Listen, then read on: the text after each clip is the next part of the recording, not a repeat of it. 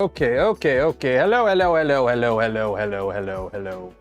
I gotta pin that. Oh, I gotta send out the notifications. Notifications. Live chat. Hey, we'll do this. You guys can watch me work. Hey, how's everyone going? How's everyone doing? Whew. You ever have one of those days where you just keep going and going and going, and then you look over at the time and you're like, oh wait, shoot, I'm supposed to be live right now. That was today. Hey, I'm live. It's Friday. Come watch me wire up, if I can spell, wire up my tube. Boop. At everyone. Can you guys hear anything different? Can you guys hear anything different? Those of you that are channel members know what I did today. But for everyone else, can you hear anything out of the ordinary?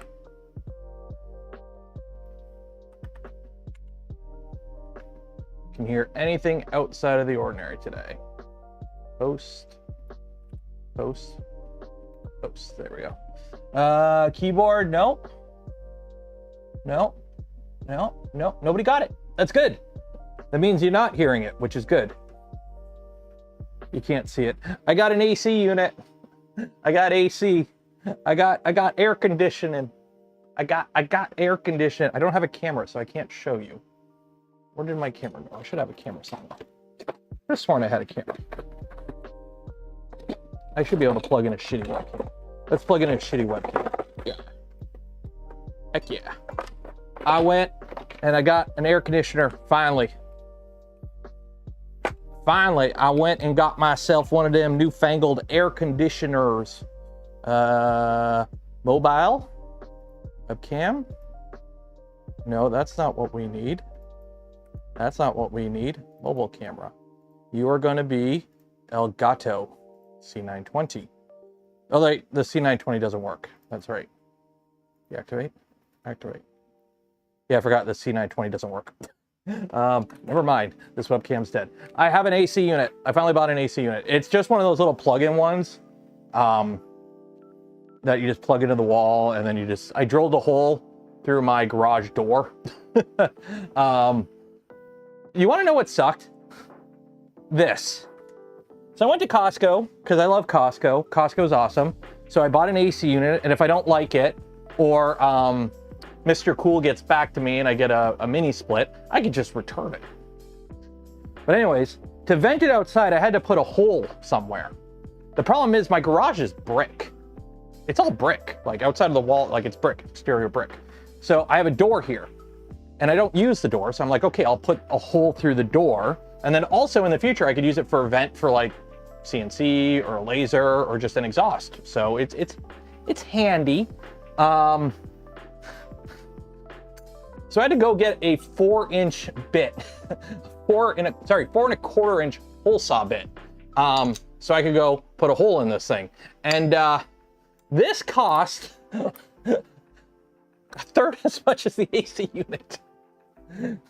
Because of course, you know, I have a hole saw kit. The problem is it only goes up to 2 inches, right? Guys, am I right? So I needed something bigger, because, you know, I needed something to fit a 4-inch. So this is a 4.25. So I go, hey, my neighbor is a former contractor. He's got all the tools. No, his only go up to 3.5 inch, right? So 3.5 inch, not enough. Ladies, am I right? So, yeah, so I ended up having to buy this. And unfortunately, because I had to cut through metal, because it's a metal door, I had to get like the fancy one. Yeah, I could have got a jigsaw, but I don't have a jigsaw, so I would have had to buy a jigsaw. And trying to cut through, honestly, this took 30 seconds. It took 30 seconds. So I'm okay with that. Yeah, I could have bought a jigsaw, but it's also like way low. Trying to jigsaw a hole this high off the ground through a foam core steel door would have been a nightmare. So I did that, and then I just VHB'd because it's supposed to go through you're supposed to exhaust these through the window, and you have like this little pane that you like put in the window. I just VHB'd that over the door, and then I sealed it all up with foam and whatnot, so it's all nice and airtight and whatnot. So it just vents right nice outside and it's blowing cold air into my back. It has dropped the garage 5 degrees Celsius in an hour and a half. I'm okay with that. I'm okay with that. So yeah, it's a Danby. I got it from Costco. It's 10,000 BTU. It probably sucks down a ton of power. It's probably not the most efficient thing in the world, but I'm only going to be running it like before stream and during stream, or if I plan on working out here. If I'm not going to be out here, or if the printers are just printing and I'm not hanging out here, I'm just going to leave it off. There's no point cooling the garage when I don't need it to be cool. So yeah. So Andy Miller, $20. Cheers and appreciate it. Hey now. Vlad with 1 gifted community membership.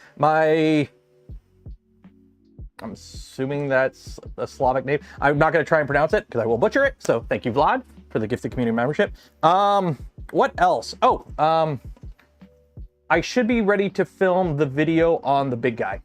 I've done some final prints on it just to test everything on the Venture XL. I'm getting a lot of stringiness out of the prints. It's not the extruder. I think it's just the really shitty nozzle. I think it's just the really shitty nozzle is just, it is not able, it's just stringy. It's just a really cheap brass nozzle. So this is a kilogram, by the way.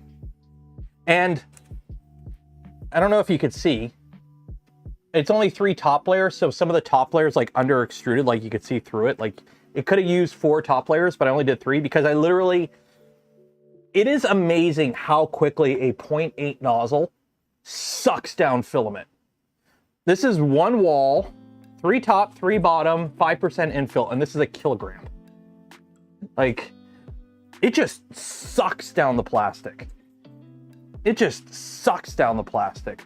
It is insane how plastic hungry that nozzle is. And then it can't be a printer review of a big printer without a helmet print. By the way, this is 2 separate parts. Yes, the filament runout sensor worked. Last night, it ran out of filament and it went and paused and then decided to unhome itself.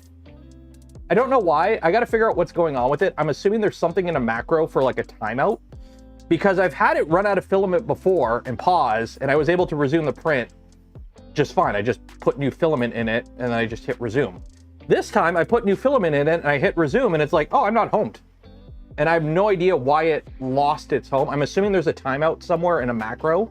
I got to find it and disable that because it also turned the bed off. So I didn't want to try. I could have, you know, faffed about and figured it out. Also, advantage of big layer lines. Advantage of big layer lines.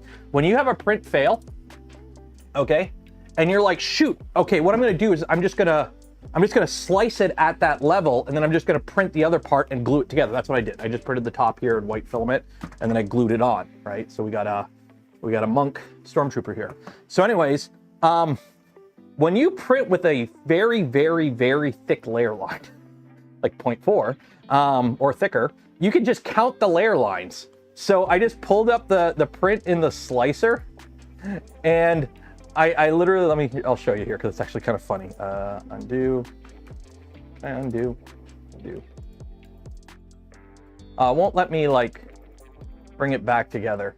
But anyways, what I did was I just counted how many layers up from this brim. So I knew exactly where it was in the model to slice it, and then I just printed the top and glued it together. So yeah, because the layers were so thick, I was able to just count the layers and then just slice it. So that actually worked out pretty good. And yes, it's a helmet. Look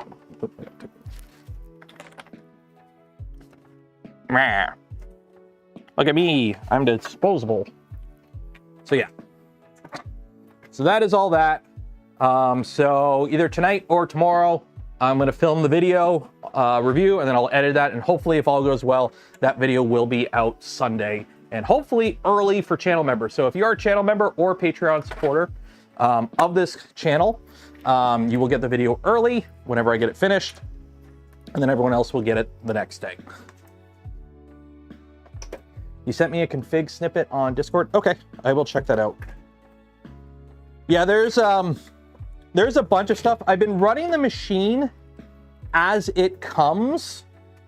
I've done minimal changes to it in terms of slicer setting, or basically I've been trying to run the machine as it came from Physek for as much as possible. And the plan is during my review, guide, tutorial, whatever, post-build after action report video that I'm going to be putting out, I'm just going to go through it and mention this is how it comes. This is what I could do or plan to do or will be doing. So for example, hey, it says it's got 600 millimeters of Z. I can only go to 580. Why? Because if I go beyond that, because I put a Rapido in it, so the tool head is now longer, and the way just the drag chain geometry is, it crashes into the back right motor, right? The XY joint, right? Because you got that bridge for the drag chain. So you can either run it at 580, or you can go to an umbilical setup, not have the drag chain, and you would get the full 600, maybe even a little more. So that's kind of like what the review is going to be like. It'll be like, this is how the build went. These were some issues that I found with it. This is what I would do to change it, kind of thing. So that's kind of the plan. I've got tools everywhere. I'm sorry, I had to like drill a hole in my wall before the stream went live, so I was kind of all over the place this morning.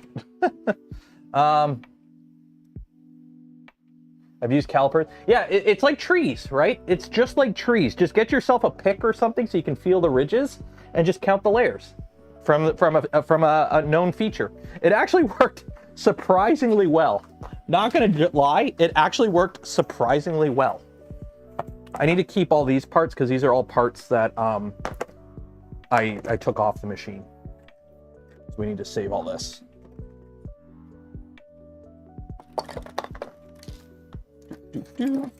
But it is working now. The nozzle I don't like. It's whatever nozzle came with it. It came with a 0.4 nozzle installed, but it also came with some brass CHT nozzles, like complete no-name brand in a baggie. So I've been using that because that's the only 0.8 CHT I have. I got to get proper CHTs. I got to reach out to Bondtech or somebody, or just buy some. I want to get some hardened ones so I can print carbon fiber on this, because I got a feeling a big machine like this with a nice big fat spool of CF PET G would be great for a lot of projects. So that is kind of the plan. So I'm just cleaning everything up here right now, make some room while I'm getting my desk demessified. Hey, do you want to win filament? Do you want to win some filament? Every stream, we give away a spool of filament from Polymaker. Link in the video description. Enter for your chance. Do this now, because we will be doing the draw at the end of stream. Also, tomorrow is going to be a continuing organization stream, because I need to clean up and make a bit more room. So that'll be tomorrow, if you're wondering what we're doing tomorrow night. Knockoff CHT. Yeah, like, don't get me wrong. This actually does flow pretty good. But I am having issues with stringiness, is really annoying. And it's randomly like under extruding. I don't know if it's the extruder or what, ever since I switched it over. I didn't notice anything with that moon print, but the helmet print, I'm noticing some gaps. So I'm wondering if it's just like a slicer setting or a coast setting or something I gotta fiddle with. You're 5 pages in and oh yeah, you're building a high grade, right? Or a master grade. We finished the Gundam, the Barbados Lupus on the Twitch stream the other day, or last night, so if you want to watch that. And you know what? Let's, because I actually have air conditioning in here and it's not stupidly hot.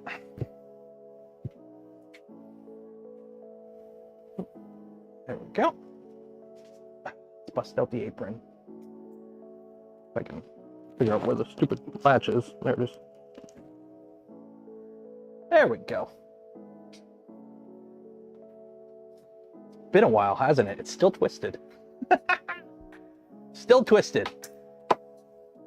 All right, where's my gamer subs? Let's see. There are conditionings in the air. Yeah, it's a condition of being on the stream. You got to be conditioned.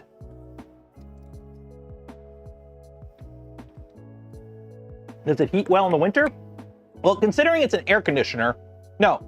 But I do have a heater a plug-in electric heater that I use in the winter. Also, I got my power bill today.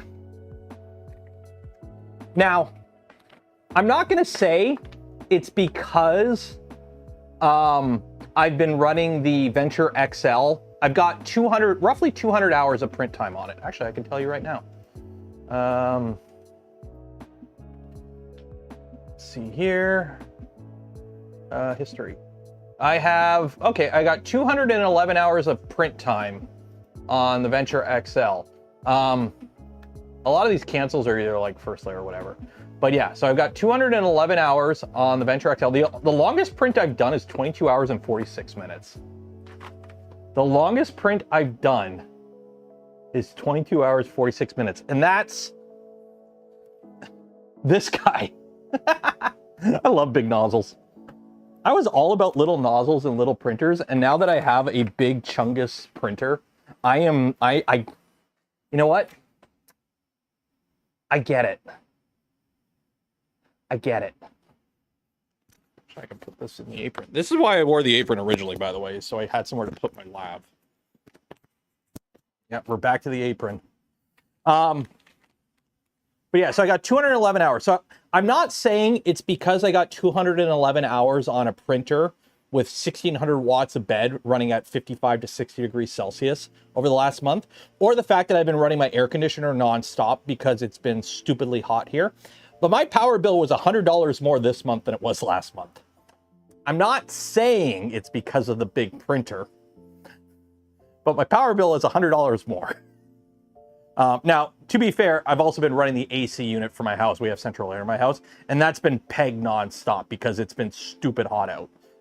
We're talking like 35 degrees Celsius days, like half of this month. It's been stupid.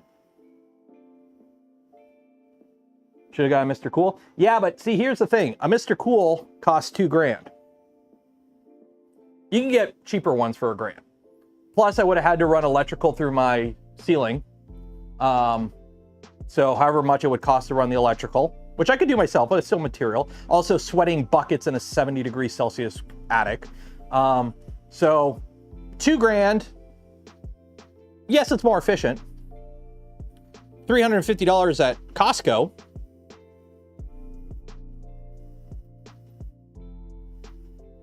And I put it in 10 minutes, and I didn't have to crawl through a 60 or 70 degree attic. Also, if Mr. Cool does finally get back to me, I can return it because it's Costco. But yeah, the plan is I would love to get a central system. It's just right now with the way YouTube is being a little bit of a, how do I word this? Inconsistent. I want to keep, I have a budget for the channel. I have like an annual budget for the channel that I allocate funds for stuff for the garage, for the channel and whatnot. This year, I'm trying to keep it as liquid as possible. Put it that way. With the way things are going with trends and advertising and revenue and the way this platform is kind of behaving and the way the algorithm's been screwing over a lot of creators in my little bubble, we're trying to keep things liquid, if that makes sense.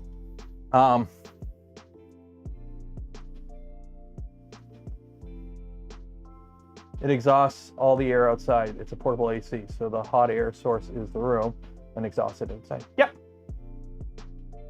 I know. I know it's not the most efficient way of cooling. I've seen that video from that guy who sits in front of a wall of stuff and talks about it. I know it's not the most efficient. There's a guy who makes an entire YouTube career of telling us how bad these things are. But I plug it in and the temperature in the room goes down and it vents right outside. So yes, I know a proper way to do it would be to have the condenser unit outside the room. I know. But I bought it, I drilled a hole in the wall and I plugged it in and I push on, it does its job. It does its job. Speaking of its job, I actually have to do stuff on this channel to entertain people. So let's get started on this. So what are we doing today? What technology? Yeah, that guy. All I know is I have 25 degrees Celsius air blowing on my back right now, and it's nice. So what are we doing today? So this is a Wubby Ducky. This is a Seabore Trident. We have done some mods to it. As you can see from the tool head, this is the takeoff tool head from Luke's lab. We have a tube in here, and today we are going to be wiring stuff up. So the first thing we have to do is install these brackets. These are this is how you get a cat, right? You go. So this is CF10 from Polymaker. It's metal, really cool plastic. So I printed the bracket in this. We're going to mount the electronic board to that, and we're going to mount it to the tool head. Simple as, simple as. So first things first, heat sets. Heat sets, heat sets, heat sets. Also, I scratched the heck out of my arm taking the supports off that Stormtrooper helmet. I like pulled a support out and I just like my arm right against a bunch of supports that were here. And it hurt. It hurt. I was like, ow. Oh yeah, the was printed on the Pantheon. I mean, to be fair, any printer that can do up to 350 on the nozzle can print it, as long as you have, you know, if your printer has a bed that can do 80 or 90, is enclosed, and you have a nozzle that can do 350, you can print PPS. It's not that hard. I personally want to do it on a machine that was capped at 300, so like a Bamboo X1 or a Creality K1. Any printer with a max temp, even a Core one would be kind of. I want it. I found it printed at 330 really nice. So, but I was also printing pretty fast with it. So you might be able to print it a little wetter or a little cooler if you go slower. Let the nozzle kind of chew on the filament for a bit.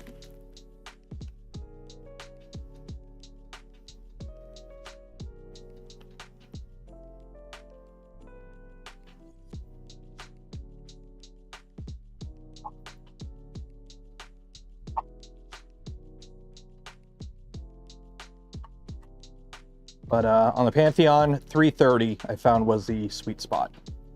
So.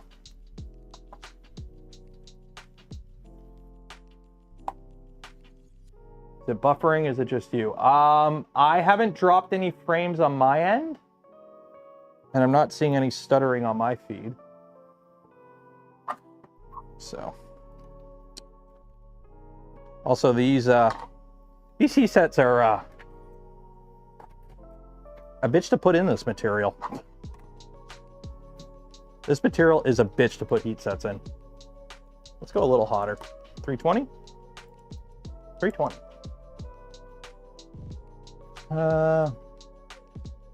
And he's at it again. What am I at? Where am I going? Most of my dehumidifier is pulling out a gallon. I am so happy or lucky I don't have to deal with dehumidifiers. Like, when we got our house, so when I lived at home, my mom doesn't live far from me. And like, we had to run a dehumidifier in our basement. And yeah, it would pull like a bucket of water a week out of our house. It was insane. Or actually, probably more than that. But yeah, we had to run a dehumidifier. So when we bought this house, one of the first things I did, I went and bought a dehumidifier and put it in the basement. Because I'm like, well, we had one at my house, and I should probably have one here. And I ran it for a month, and it didn't pull any water out of our house. Which is really nice, because I can store filament in my basement and not have to worry about dry boxes. Or at least the normal stuff. So I got that going for me, which is nice.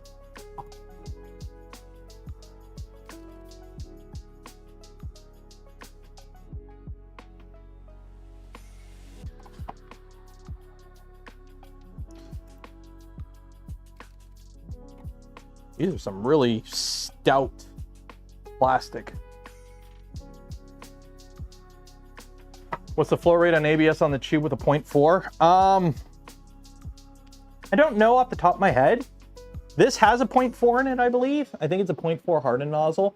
I need to get a 0.8 CHT hardened nozzle. And I think Bondtech is where I need to go for that. I mean, they're the ones that own the patents, so any legit offering is going to be CHT from Bondtech.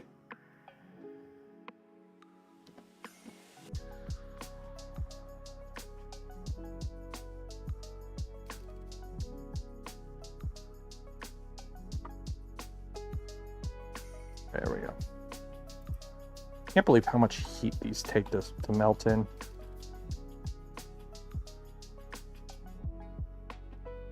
Bimetallic, yeah. I gotta reach out to my contact there and see if they want to send some, or if I gotta bust out the credit card. Bump up the temps, or is it just... this is at 320. Drop it back down to my normal ABS temp. Go. Oop. I love the smell of melted plastic in the morning.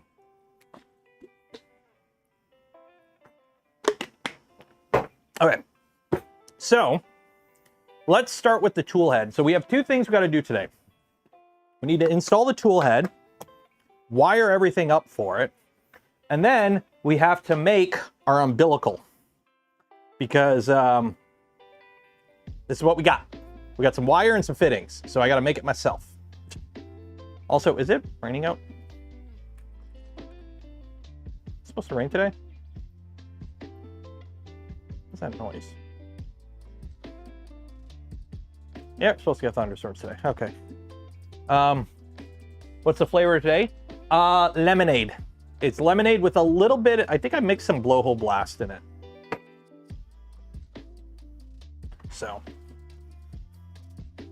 Okay, so this should be pretty easy to mount. I believe this goes like this. I don't really have any proper instructions for this because Luke from Luke's Lab literally designed this mount like during the stream the other day. So that's gonna mount there. And then I mount the PCB to that, which means we probably are gonna lose a little bit more space. Yeah, is what it is. We're gonna lose some print volume. I got a feeling, because this is a pretty chungus tool head, I believe. Holy shit.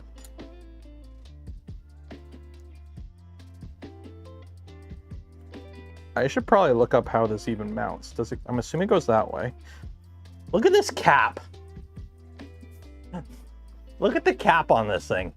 This, by the way, this tool head is 48 volts. This is a 48 volt tool head with a 48 volt heater. Holy shit. Let's see. Jupiter tool head. Jupiter tool head.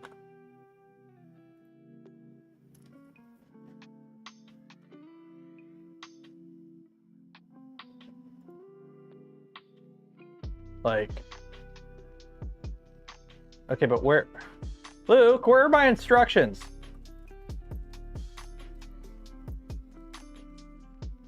Luke, Luke, where are my instructions?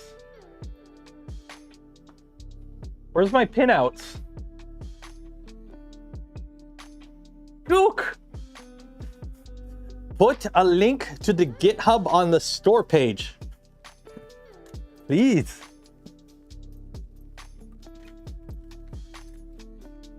Just put a link to the GitHub on the store page.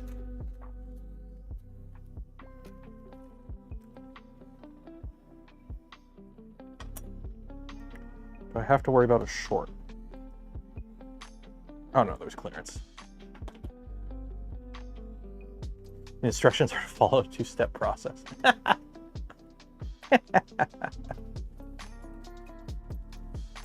Funny joke. Really? I already lost an Allen key?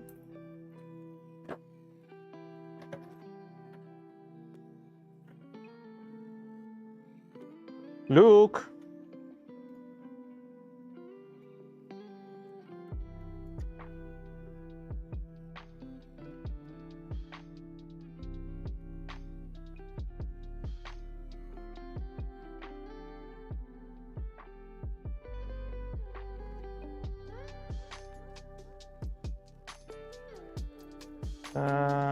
Da, da.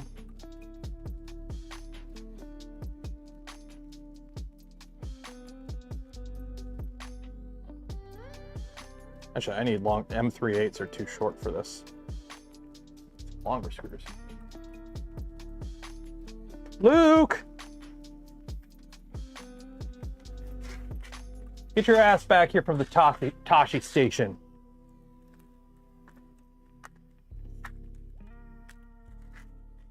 You don't need no power converters, Luke. You need to provide tech support for a random guy building stuff on the internet.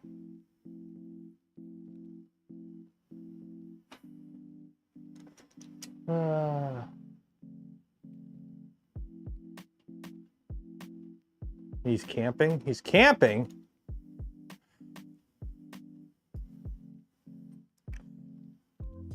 If I don't have a pinout for this, like, I think a lot of this is labeled on the board. Yeah, a lot of it is labeled on the board. It's just, I don't like having to rely on the masking because it's just a pain in the butt to try and read where everything's at.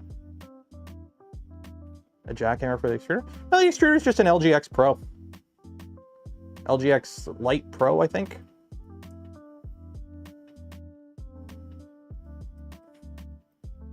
Yeah, just an LGX Lite Pro extruder.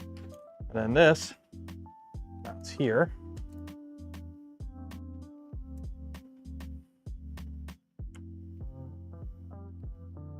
That is a big chungus. And then we got to start wiring everything up. So let's see, what do we have here? Oh my. So please tell me you came with the pins. Yeah, he comes with the pins. Came with a Fadus nozzle, which I've already installed. I wish it came with a bigger nozzle so I could steal it and put in the other printer.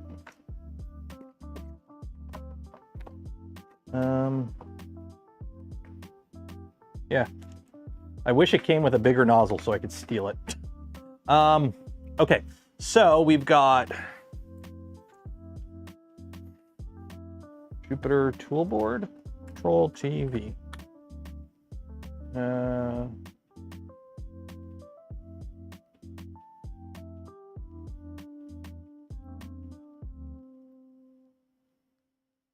Okay, but give me a pinout.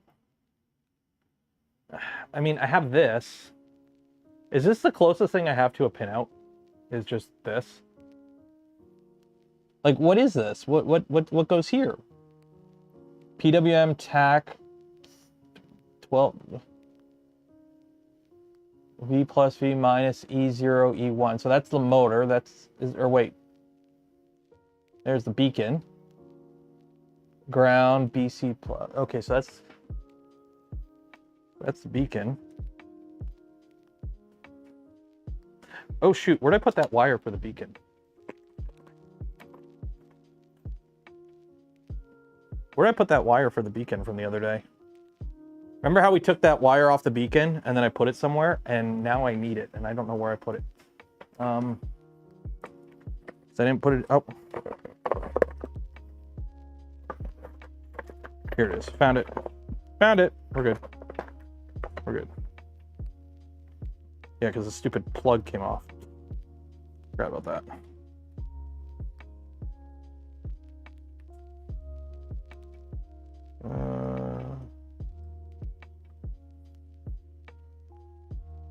There we go. Okay, so we got the beacon back together. I don't even see a pin. Yeah.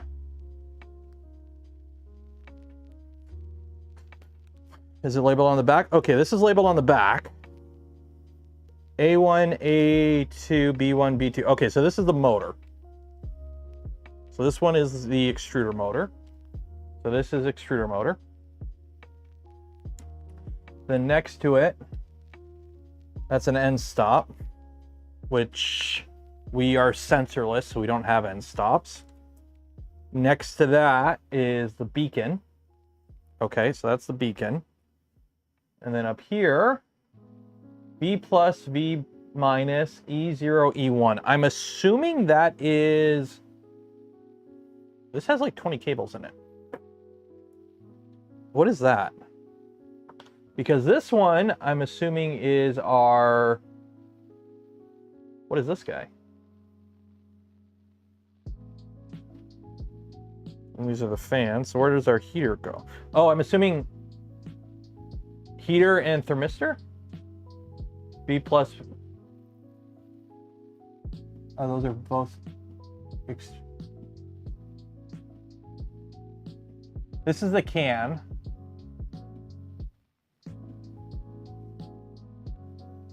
Where's my heaters at? Okay, that's thermistor. Okay, so these are the thermistors right here. Thermistor 0, thermistor 1. 12 volts. Those are for the fans, okay. It is both of these. I think there's two. This can do, oh, this could support two heaters.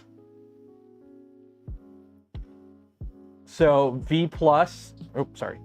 V plus is one heater, and then extruder 0 is the negative for the other. Okay, so this is one heater, this is two heaters. So it can do two heaters. So it can do two heaters if you want. Two thermistors, so these are the thermistors. And then I think all that's fans. Yeah, it'll do 4 fans. And I don't think I need to put a fan on this because this is a conduct. So I don't need to put a fan on the actual. Yeah. Okay. So I think we could start wiring this up now. I think I know what we're doing now. I think I know what we're doing now. Famous last words.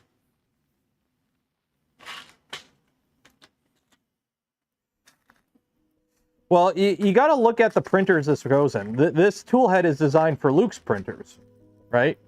Like his stable bots and whatnot. So they're, you know, they're these things. Like these are what they go in. And they're designed for high temp, large format printing. Like, you want to know what kind of printers they are? You notice how you don't see any prices? That's what kind of printers they are. They are boutique specialty printers for those that need a refined printing experience and have budgets. Because remember, this stuff may look expensive until you realize this is cheap compared to the, like when you're looking to drop 60 grand on something and something's 50 grand. Oh, that's cheap. I don't think they cost that much, but still. Then again, they might. I don't know. Where are my little stubby screws? There we go. 1, 2, 3.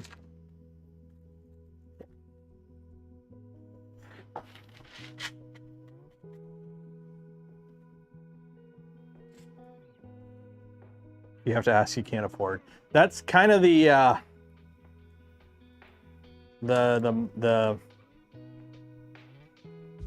wording of it.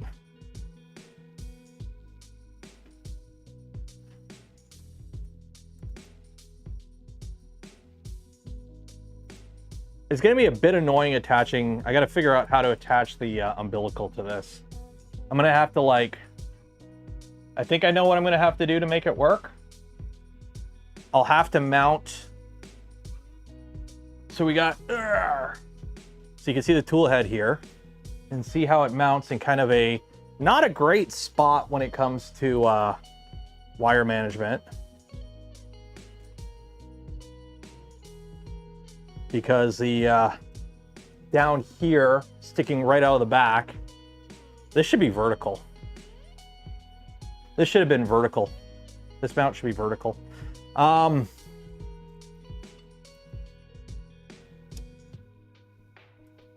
shoot.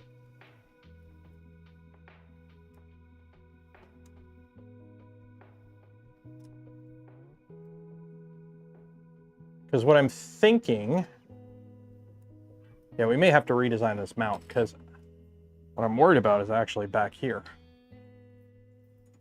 Yeah, see how that hits? That's not good.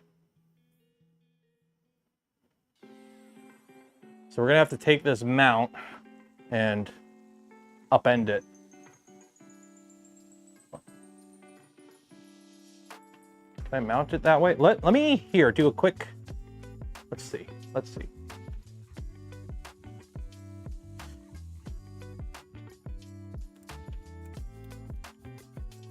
Well, that screw's gone. Take a look here.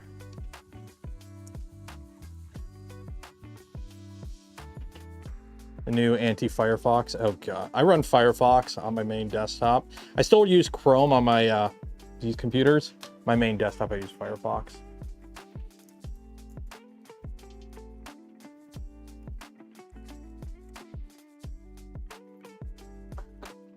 Yeah, this needs to be vertical. This definitely needs to be vertical. There's no way this will work this way. I'm gonna lose like half my print volume on the X and Y. So this needs to go vertical. So what I can do is for now, I'll just kind of mount it vertically.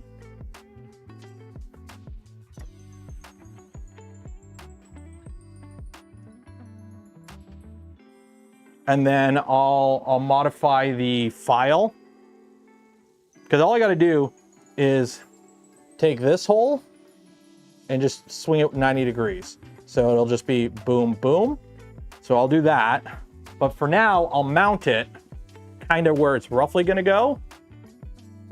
And that will give me opportunity to at least wire it up. And then I'll just have to do a little bit of faffing about with cable management. So that'll work. Yeah, this definitely has to go vertically. There's no way it can go horizontally like that. Oh, it would help if I mount the stupid board to it when I actually screw it in. Did you know that? Class, did you know mounting a board to something allows you to actually work on it?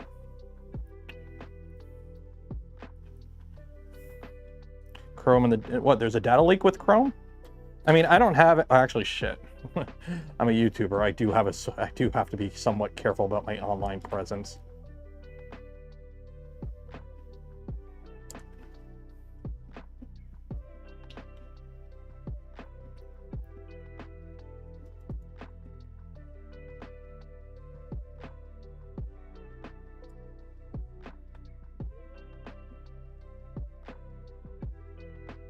Thing is, YouTube ain't going anywhere. YouTube is not going anywhere. There are no good alternatives to YouTube. Think about it. YouTube makes more money than like all the other other streaming sites combined, and they don't pay for content. They don't have to pay for people to make videos. They don't got to pay Jimmy to make slop, right? He just does it for the spirit of the game and to get filthy rich. But like YouTube doesn't pay, like, yeah, they pay content creators, but they only pay if stuff is successful. If you spend, you know, that whole YouTube demographic of channels, what do you do as your YouTube channel? Well, see, here's the thing. I'm a Nepo baby and my parents are rich. So they gave me money so that I can make a YouTube channel where I just go places. I flew first class on Dubai Airlines to Timbuktu. That's my channel, is me just going doing rich people shit and making videos out of it. And if I spend 100 grand on a video and it doesn't make money, right? Nobody watches it. YouTube don't care. YouTube don't care. I accept all the risks and YouTube gets all the benefit. So yeah, YouTube's not going anywhere. Okay, so yeah. So what I'm gonna have to do is mount this vertically like this, okay?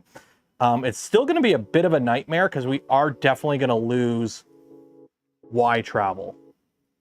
So I'm definitely going to lose some or X travel here, because that's a pretty bad crash condition right there with the all-wheel drive motor. So We're definitely going to lose some print volume there. And then I will put a mount onto the bracket here. I'll just, so I can screw it, I'll put another heat set here. So I can mount the cable here. And so the cable will just go whoop and into there. So that'll be good there. This is one of the reasons this rebuild has taken a bit, was we got to figure out how to make this tool head work.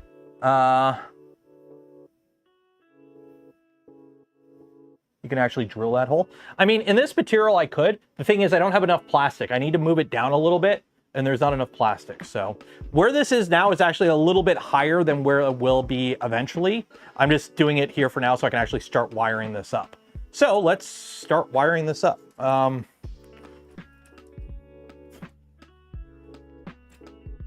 So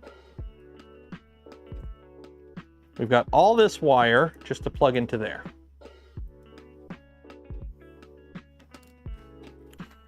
So I could get this really nice close-up view. It's crimping and stripping wires. You guys have seen it a million times. On trends and out, and they don't care what it costs to produce it. Yep.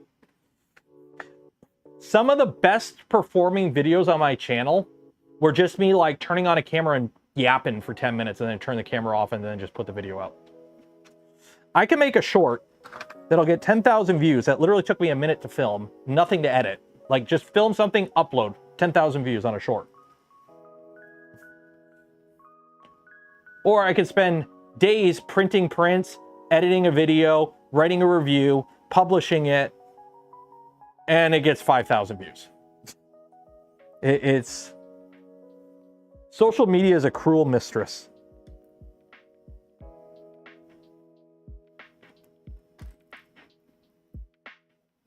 Social media is a cruel, cruel mistress. Find what you like doing, and if your niche works for you, ride it. Okay, so, you know what? I'm gonna move this camera here so you guys can kind of see a bit better. There we go. There we go. Now you can see what I'm doing. Okay, so we have our extruder motor here.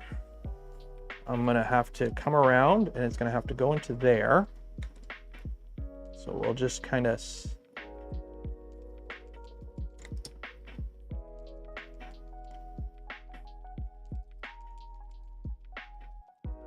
trying to figure out what the most optimal way to route these wires would be.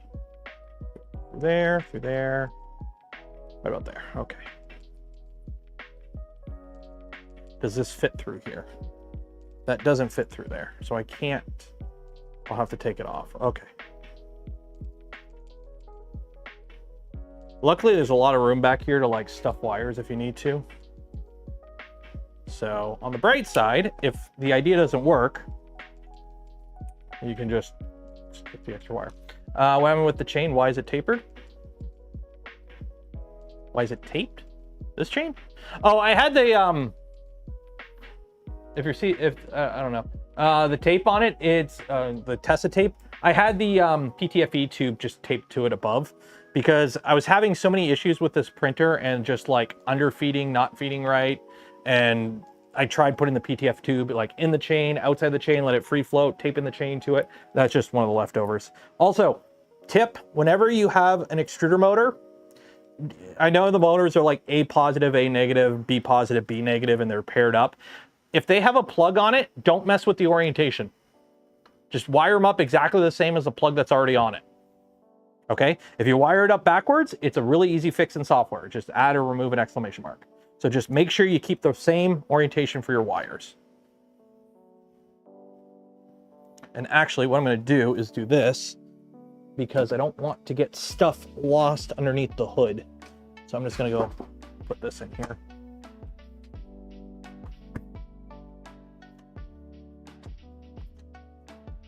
Oh, it's been sitting on the floor. It's got spider webs on it, dog hair.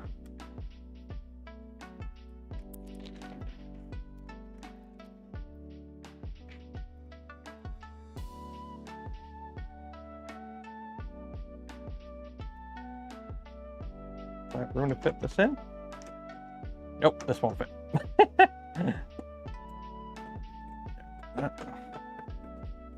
This way?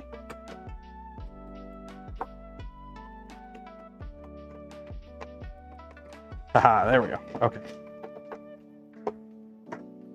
Now I don't have to worry about getting stuff with the electronics. How was chat today? Chat is good. Chat is very good. And it's Friday.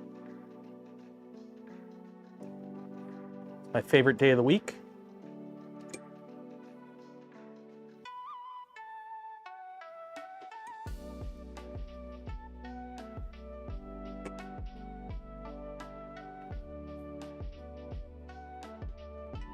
They're finally done re-asphalting the main road of my subdivision here, which is good because my house doesn't stink of asphalt and tar anymore and wake up to the sound of heavy machinery.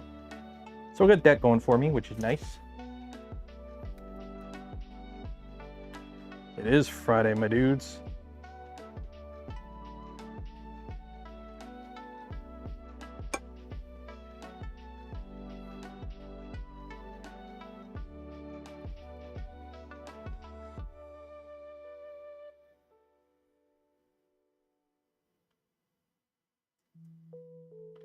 One wire.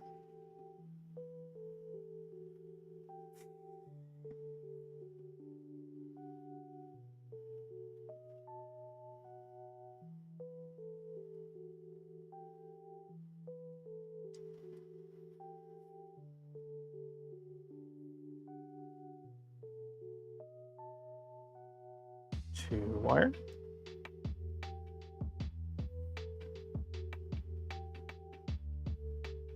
What toolhead board? This is the Jupiter toolhead board from Luke's lab. It is a 48 volt toolhead board. It is a beefcake of a toolhead board. We are going to lose some print volume with it. That is for sure.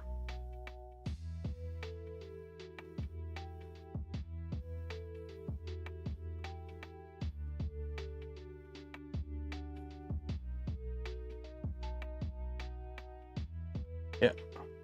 Full disclosure, Luke from Luke's lab sent me the toolhead board, they sent me the tube, and they sent me the takeoff. So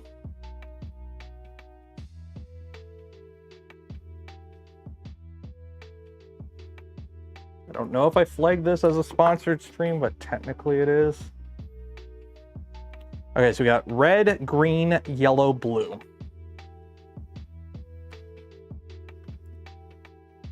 Nope, not that way.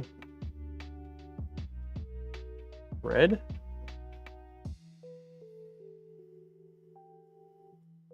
Green. Yellow.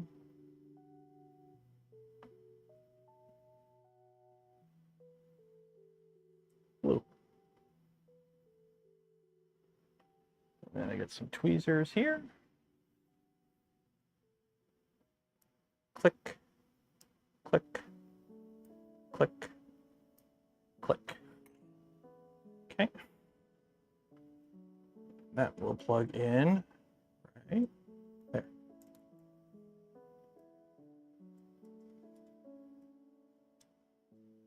That's the first one. That is the first one. Okay, so that was simple. So next, extruder. So for the extruder, I'm gonna have to spin the fans around. I'll get to them later. But the, oh, even these ones I'm gonna have to spin around. Shoot, do I gotta take the whole bloody thing apart again?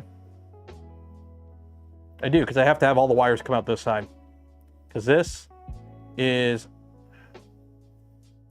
not gonna reach that. These do not reach. So now we have to spin the whole tool head around. Okay. So we got to spin the whole tool head around. Right round, baby.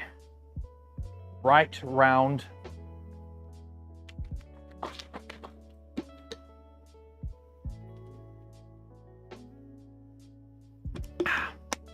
Ooh, by the way, what time is it?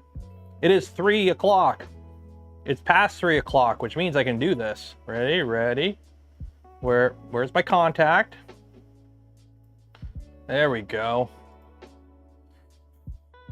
I'm gonna do weep shit for a minute. Hey, look, GamerSupps is doing a big sale right now, by the way. They're doing their annual Christmas in July sale. So you get, like, the more you buy, the more you save. There's a link in the video description to gamersupps.com. It's an affiliate link. Save some money. Get some of your weeb juice with a waifu on it. Look, they got a Millennia. Look, Millennia. If you played Elden Ring, you know who she is. But yeah, so the more you buy, the more you save. And you get free shit. Or it's not the more you buy, I think you just get free shit the more you buy. Yeah. So free shirts and whatnot. So yeah, limited time. When it's out, it's out. There you go. Go buy some GamerSupps. Get a waifu with a raifu. There you go. All right, back to work. And for those that are like, why does he do GamerSupps? Isn't that like, I don't know. They reached out to me, and to be honest, they're probably one of the best, like, most pleasant companies I've had the experience of partnering with. They're actually a pretty chill company to partner with. Not gonna lie. Not gonna lie. They're actually really, really, they do good. And yeah, I don't care to wait for the cups and such, but well, that's why it's like stock up when it goes on sale. Like, I drink it because I drink it to avoid drinking pop. For years I would just sit at my computer and drink Coke, like 3, 4, 5 cans a day. And now I drink that stuff instead. And I'll be honest, it's cut down the sugary intake quite a bit, so.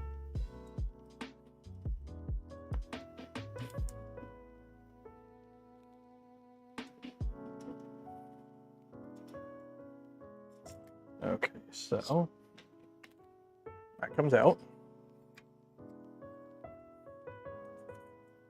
Now there's also a long screw in the back. Didn't we just do this last stream? Didn't I just do all this last stream? Take apart the tool head. There we go.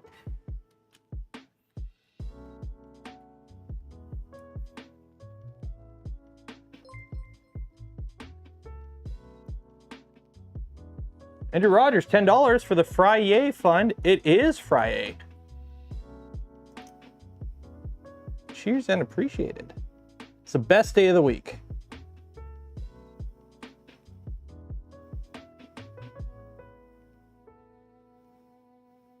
There we go. Let's slide this off. Oh, there we go. Okay.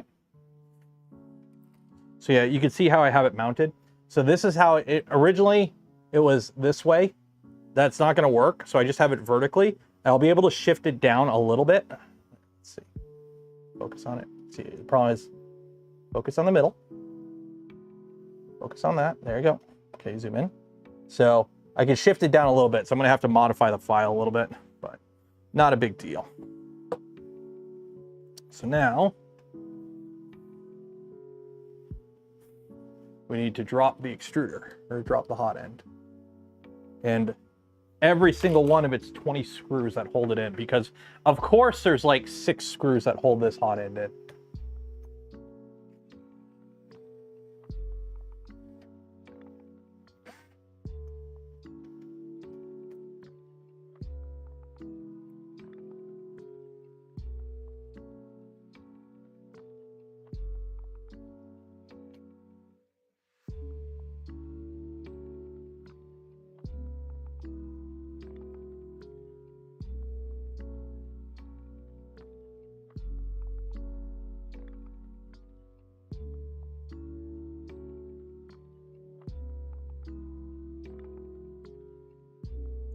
So we do all that, and then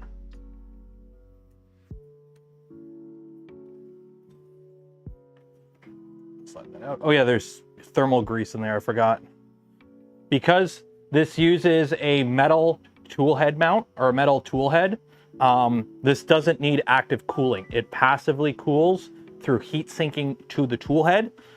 Because that's just how it works. This is the conductive version. But because of that, you got to put a little bit of thermal grease on it. And I'm going to put a little bit more because I'm realizing I left it. I could have put more. So where is my thermal grease at? Is this thermal grease? I think so. Yeah, that looks like thermal grease.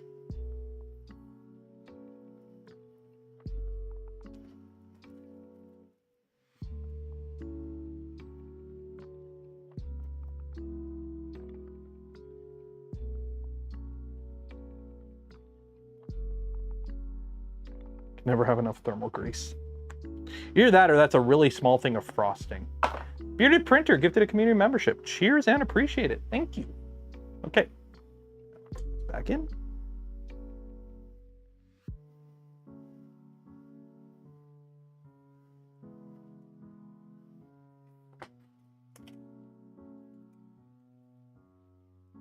Ooh, white drink.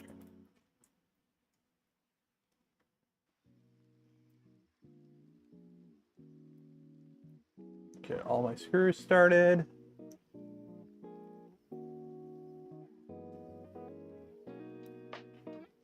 There we go.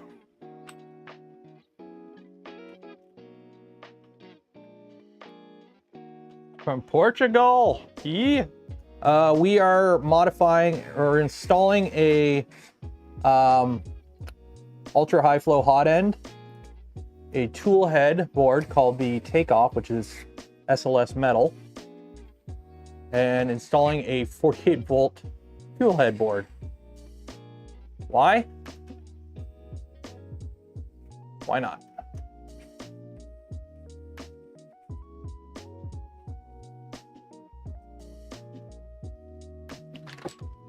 Beefcake.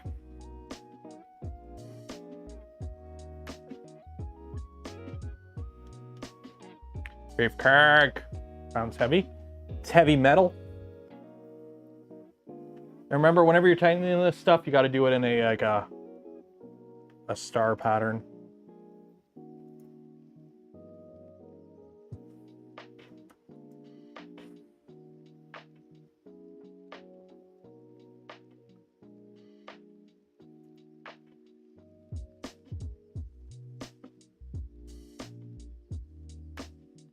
Yep. So that's that. Now, the fans are going to have to come out this side. That's going to have to come out this side. I'm going to leave this guy here. Actually, no, I'll just spin the whole thing around. There we go. I have all the wires on this one side. Who cares about load balancing, right? We don't need no stinking load balancing here. Oh, wait. Gotta install the top plate first.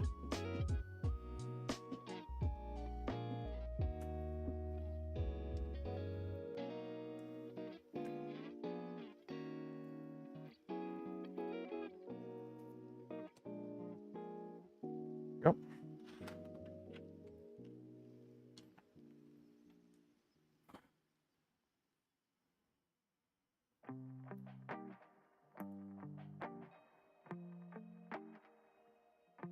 Is the Seabore considered a Foron? Kinda.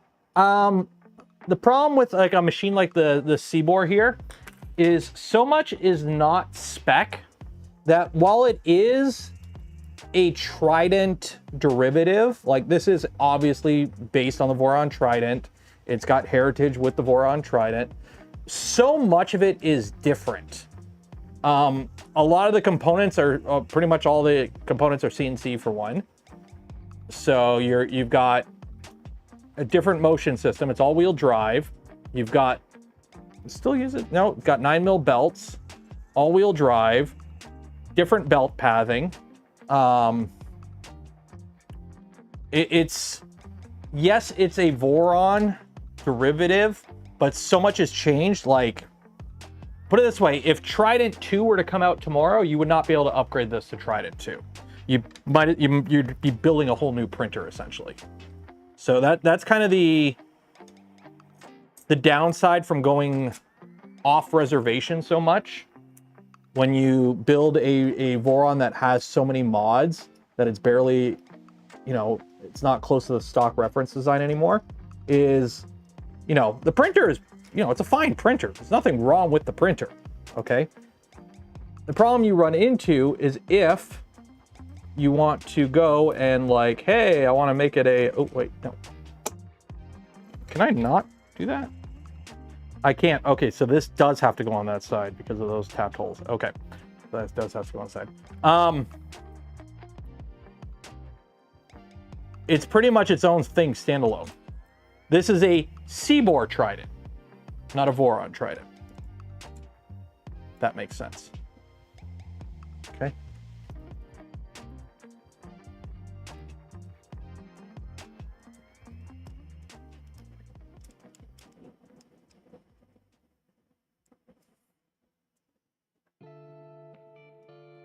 Took a bunch of community mods and shoved it all together. Not the best way. Some stuff's pretty good. Like, don't get me wrong. Like, they did a pretty okay job.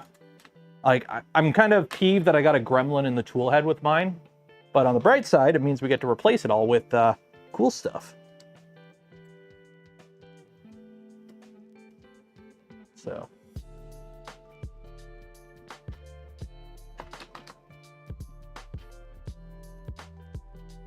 Well, it's not a 2.4, it's a Trident. There we go.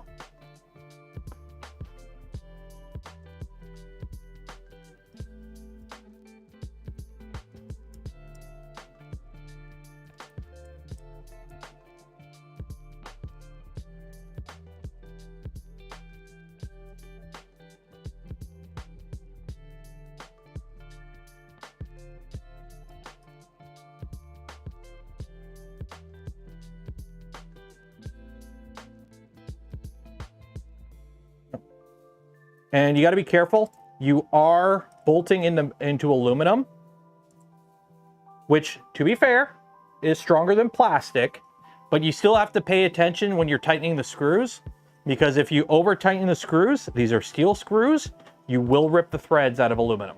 You will rip the threads out of aluminum. Cost of gamer subs went up. Tariffs? I'll just blame it on tariffs. I haven't noticed a price increase, but I live in Canada, so we'll just blame it on the tariffs. Blame it on the alcohol tariffs.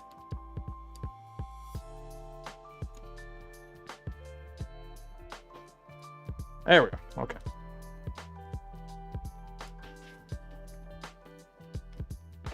There we go.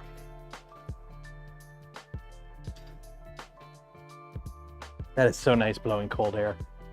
It's nice and cool. But it is loud.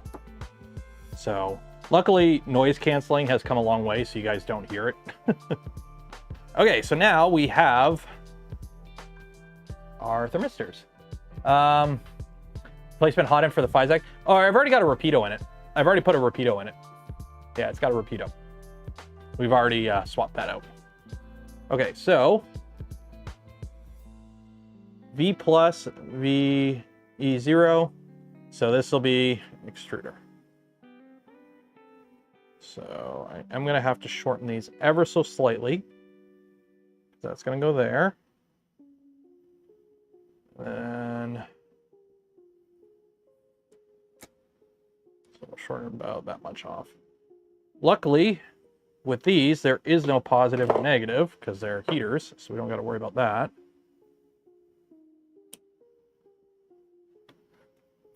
So we got that. What are those fans? They're Delta 4040 blowimatrons. They move a lot of air.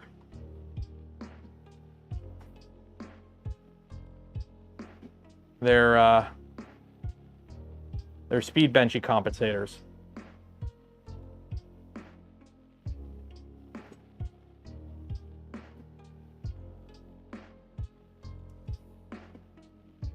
Oh wow, I actually did those perfectly.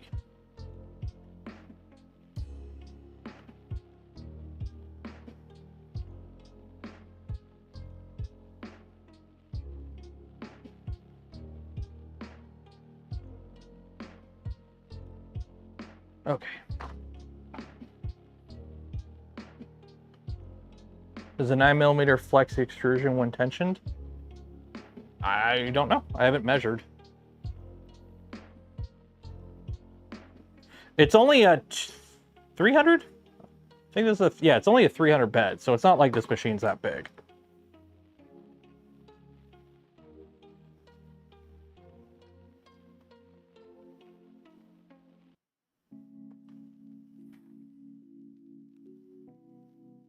How am I gonna clip these on?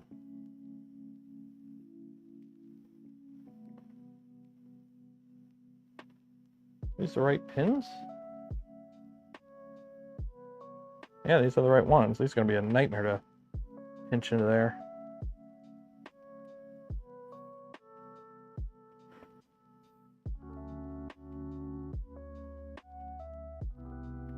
That is tight.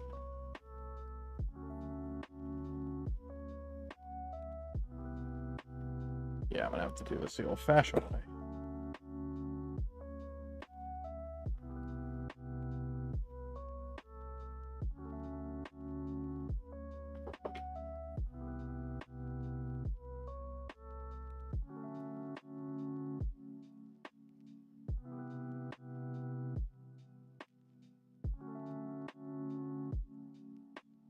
Nope.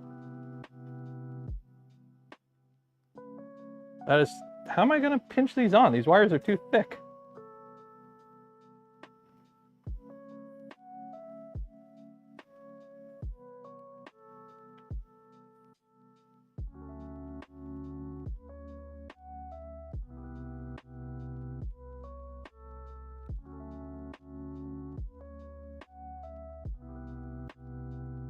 And dropped it. That's what she said. Hey-o! You making the funny joke.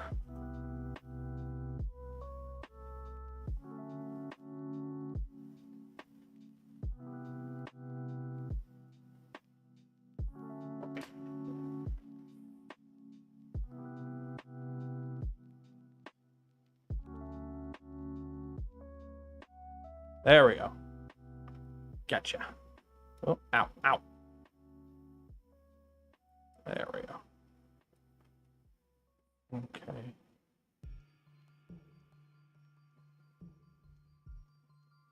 There we go. Got one.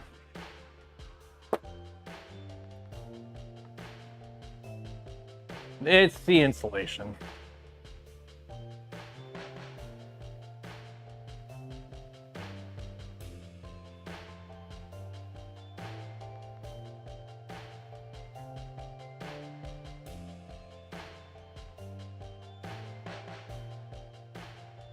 There we go.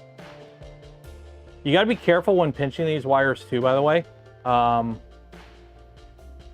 me see if I can show you. You have to be very careful because I don't know if you can see. So there's three things you got to look for. There's like the rear crimp section that crimps onto the insulation. You have the middle section there. That little tab that's next to the tall tab in the middle, that crimps onto the bare wire. So you bare wire, insulation. You shouldn't be crimping onto bare wire with both of these. But then you have this little tab right at the front there. You got to be careful not to crush that when you're crimping it because that's what locks it into the connector. So you got to be careful about that. Am I a Jays or a Tigers fan or don't care? I'll answer that as succinctly as possible. Those are baseball teams, right?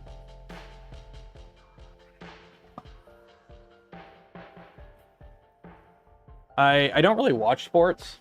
I just don't watch sports. Okay, so we'll do the two on the left.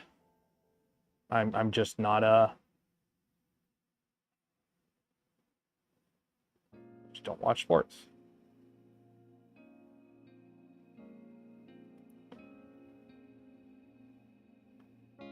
Oh man, getting these in there is gonna be a nightmare.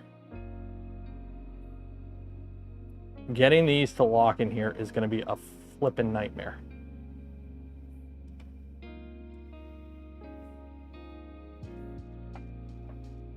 Luke! How the frick do your stupid big chungus wires actually lock in these?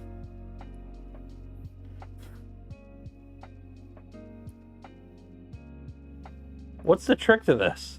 Am I missing something? Because these don't lock in. I mean, they... Like, oh yeah, that's great. I gotta push them in using a stupid little pin. I got a feeling I'm gonna stab myself doing this. How do I lose my tweezers already? Where did I put my tweezers? I swear, I lose tweezers so easily. Oh, here they are.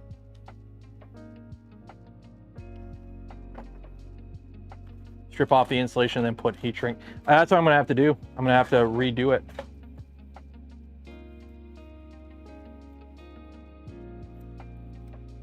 Yeah, I'm gonna have to...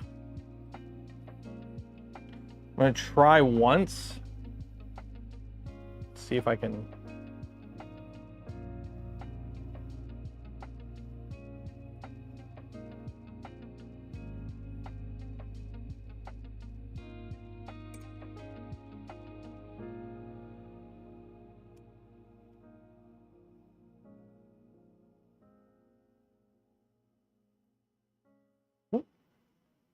Oh, I got it. It locked. Okay.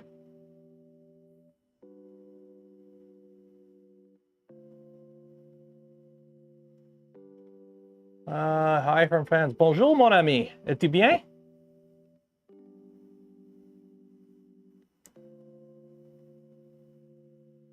There we go. Okay, so give them a tug, and they ain't coming out, so they are in there. There we go. So that's that one. Okay. These are... Give it a tug, not coming out. Give it a tug, not coming out. Okay, so we got those in. Which extruder and toolhead board? The extruder is an LGX Pro. The toolhead board is a Jupiter. So.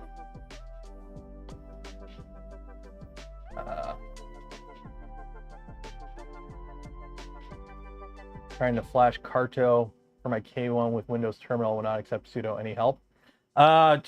I don't mess around with Crealities too much. And so I would recommend going to like the cartographer Discord or something. Usually, you know, while I do have approximate knowledge of many things in 3D printing, especially troubleshooting more niche stuff is kind of out of my ball court, if that makes sense. It's not my bread and butter. So, and I'm one of those people that if I don't use it, I lose it. So considering I'm not constantly faffing around in the terminal with cartographers, setting up Creality machines, I just forget stuff like that all the time. It just gone. Like you guys know, I have to open up the Clipper manual pretty much every time I set up a new printer. Because it's one of those things like, yeah, I've done it a dozen times, but it's like a dozen times over, you know, 5 years. It's just, yeah, I don't do it enough to remember it off the top of my head a lot of the time. Plus, with something like Clipper, which is, you know, in active development, it's always good to double check because, you know, a command or a way of doing something, it may change. It may be this is the way you do it now, but a year from now, it may be different, right? Okay, so. Okay, on this one, mine are top and bottom. So I don't know which one's which. So on mine, these two here are boom, boom, not boom, boom. So I don't know which one's which. And of course, they're not labeled. Are they labeled on the back? Probably labeled on the back. Unfortunately, I can't see the back of the board. So,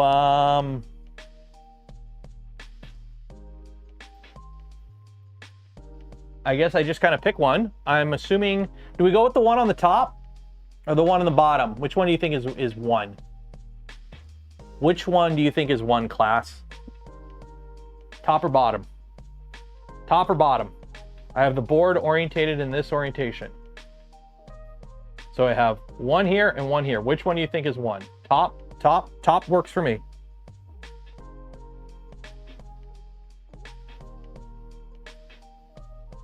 I mean, it's a pin, right? You just change the pin if you're, if it ain't working. How do you unclip these? These are like really, there we go. I don't know what kind of connectors these are. They're not microfit and they're not JSTs. They're really nice connectors though. I just don't know what kind they are. Top is 1, bottom is 0. Are you sure about that? I mean, it takes 2 seconds to just plug it into a different one if it's wrong, so I'm not super concerned.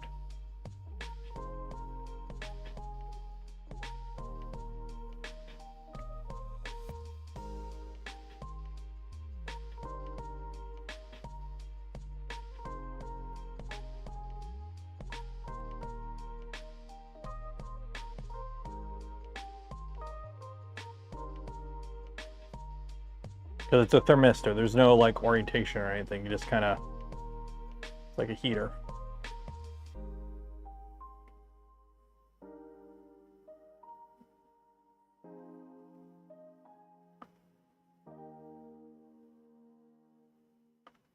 Okay, that's that.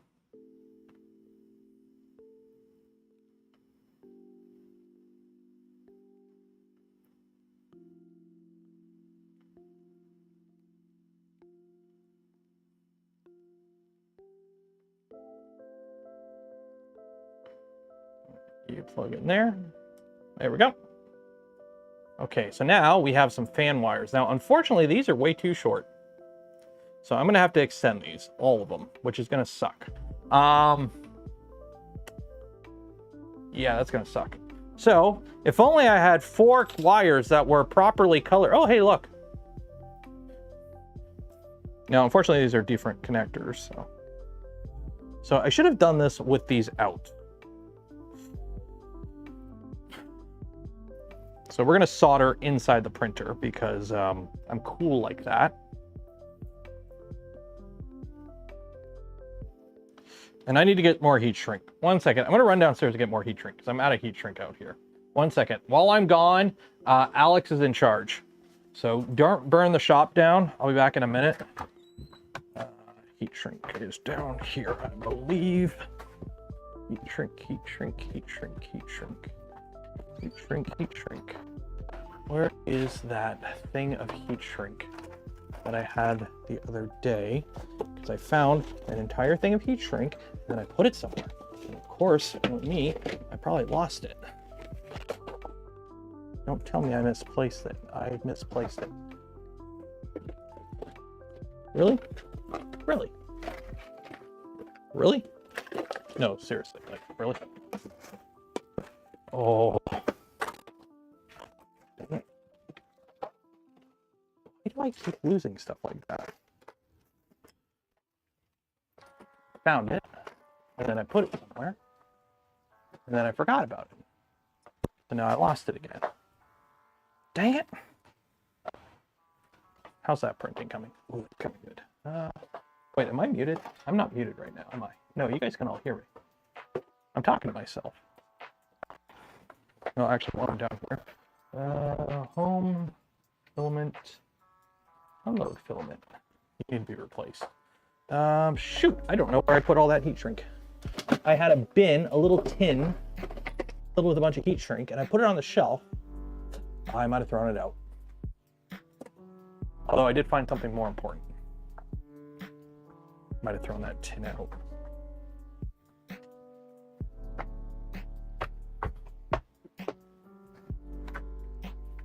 I mean, I still have heat shrink out here, but in the meantime, I was going through the basement the other night and I found something. Found my old GoldenEye cart. Fortunately, I don't know where my N64 went.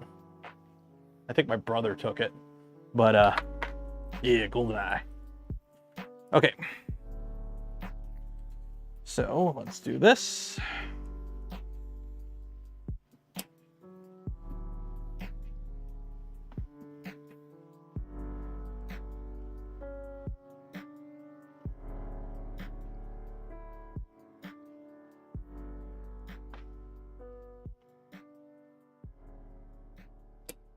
There we go. So what I'm going to do is I'm just going to solder on extensions for now, and then we'll worry about making it look pretty after.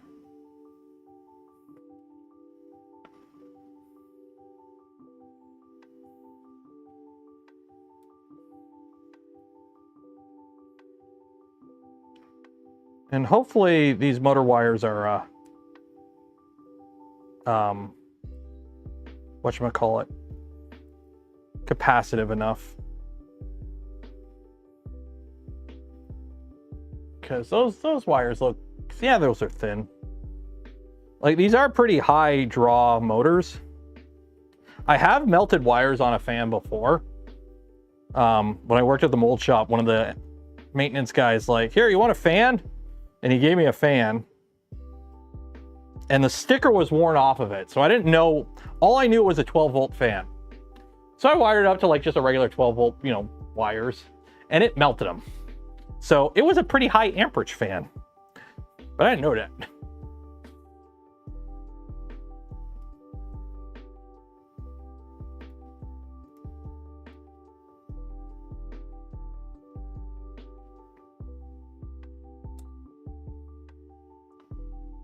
What's the average wait time on a serial for a Voron?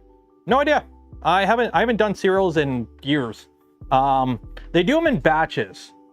So the person who does the serials, they got to be free, and they do them in batches. Sometimes you get it that day, sometimes it takes a week. For the record, it took me like a month and a half to get my first serial, so.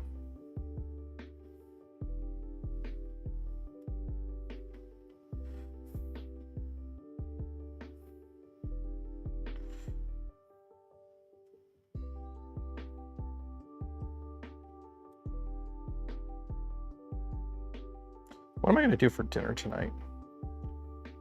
I made tacos yesterday, and nachos.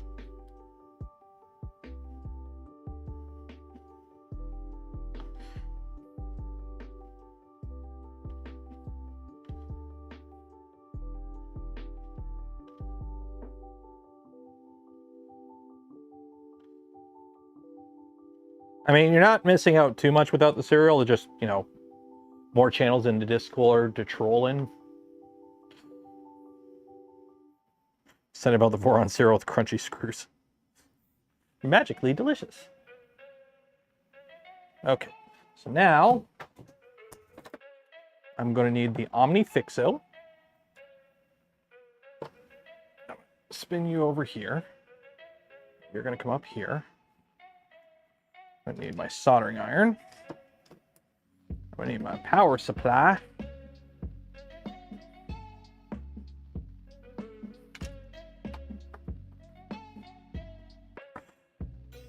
Now, I probably shouldn't be soldering on the bed of the printer. It's probably not a good idea. Anyways, that's a problem for future Taylor to deal with. I do not envy that guy. That guy has screwed me over so many times, I don't trust him anymore.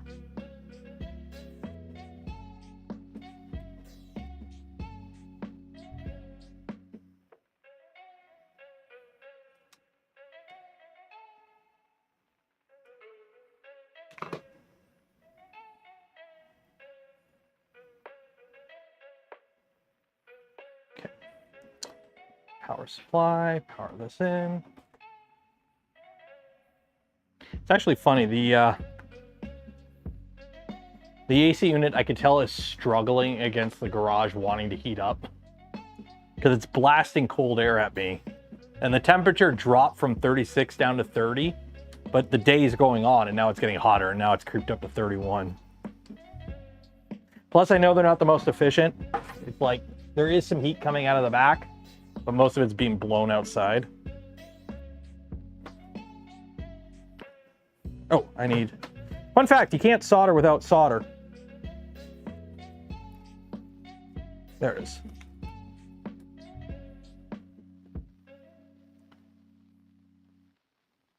OmniFixo. Yeah, OmniFixos are great if you're somebody like me who suffers from like essential tremors where your hands shake.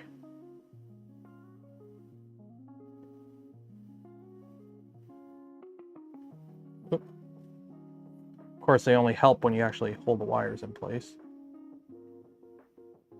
There we go. One wire. Okay, so that's yellow. Okay. Do blue.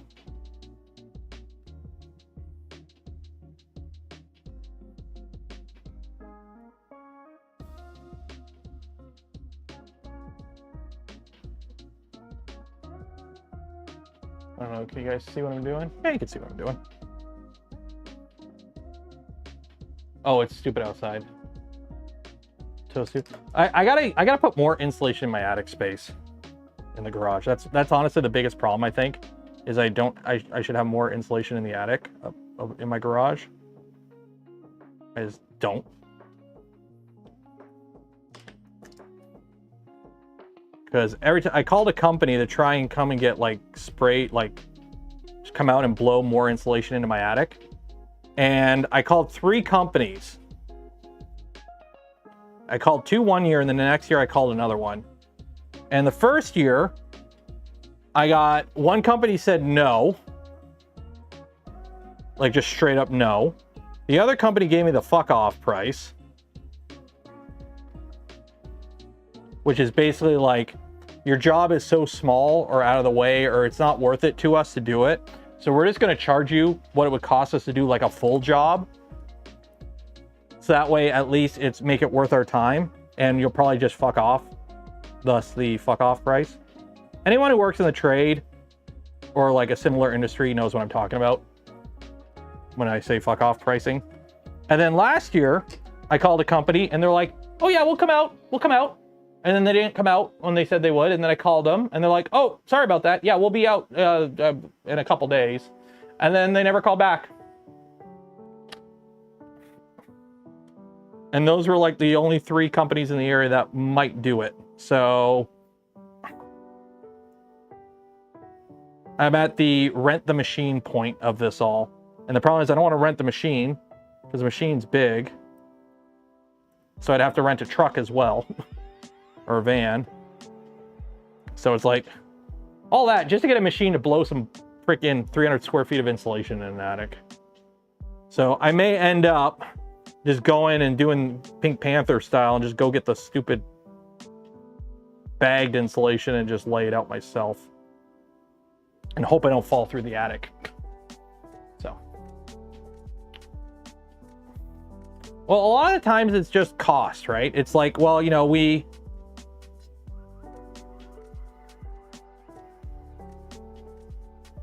it's, you know, why would we come out and do your garage, which is 300 square feet? Because by the time it's not the blowing, it's the get to location, the setup, the tear down, the cleanup, and the leave. That's the time. The actual up in the attic space blowing it isn't the most time intensive part a lot of the time.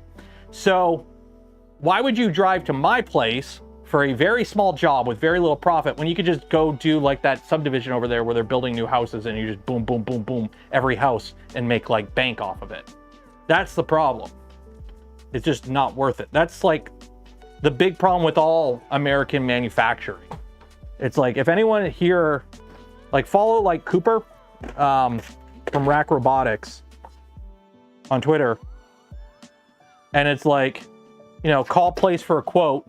And you never get an answer because it's not worth their time half the time. It's like, yeah, we're not going to bother. And it's like, yeah, but it's just a little job. Yeah, nope, we're not going to bother.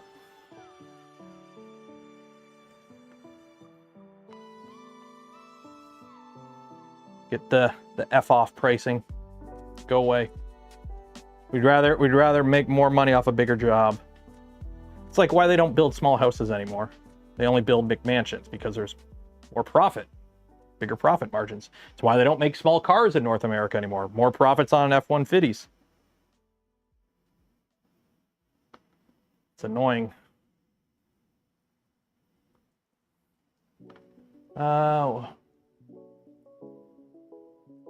Machine shop just saw a chunk of cast iron in half for me, 30-inch long, 1.5 inch thick, too large for my bandsaw. Quote was $1,200. Yep. And you want to know what's funny? You want to know how much work's involved in running a bandsaw? Especially something that's 30 feet long, 1.5 inch thick. So was it just like round stock? Like how, like 30 feet long, but like what, like, or 30 inches, oh, sorry, 30 inches long. So 30, was it like 30 inches by 30 inches by half? You know what it is? You put it on the bandsaw and you just hit start and you walk away and you come back 10 minutes later and it's done. It's a bandsaw. It's an automated process. Literally, you want to know what those 1,200 pounds were? That was a fuck off price. And if there's any kiddies here, sorry for my français, but that's essentially what that was. That was an F off price. That was, yeah, no, go away. We're not dealing with it. That's what that is. That's exactly what that is. 30 inches by 8 inches by, and you just wanted to cut down from 30 inches to 15 inches. Yeah, that's literally them just telling you to go away. That's exactly what that is.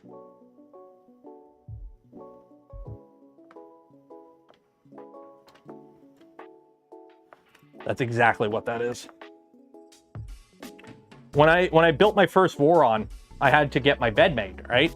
Because, you know, finding cast iron tooling or cast aluminum tooling plates online wasn't really an option back when I got into Vorons, right? So I had to make my own bed. And I was lucky because I reached out to a company in town that is a metal place where you buy metal from, and they quoted me like $250 for a 12 by 12 by 1/4 inch thick bed. Actually, aha!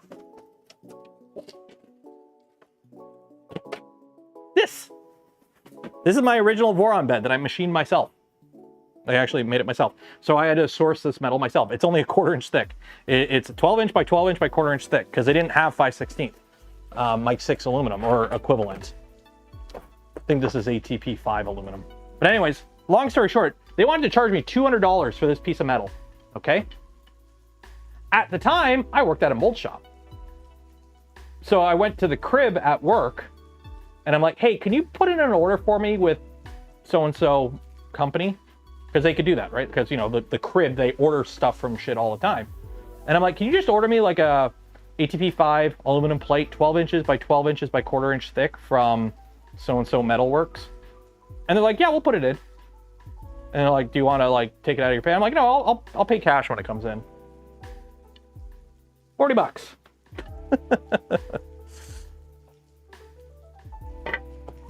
So sometimes it's just, you know, how you know them and how you go about the order too. So, yeah.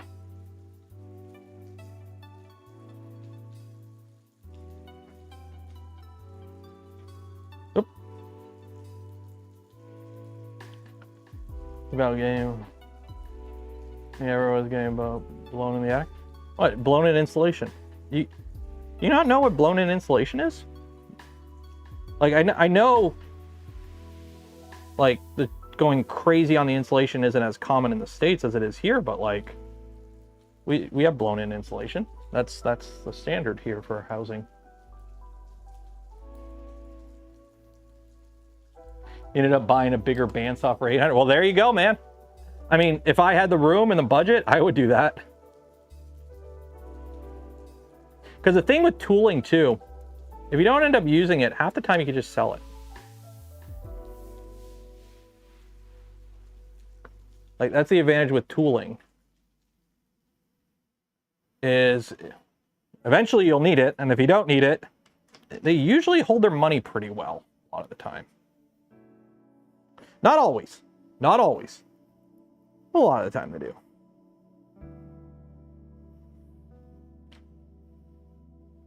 Also, I'm really hoping these wires can handle the current. I'm assuming they can. I mean, they're motor wires. And and they look about the same as the wires I'm soldering them to, so I'm sure we'll be fine. I'm sure we'll be fine. I wish I had room for, you know, I wish it'd be nice if I had a bandsaw out here.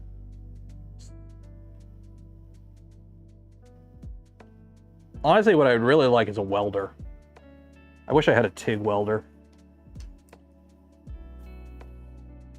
Would I use it often? Probably not. But as somebody who used to weld at the shop I worked at, I haven't welded in, you know, a couple of years now. I miss it. I liked welding. I enjoyed welding. It was fun.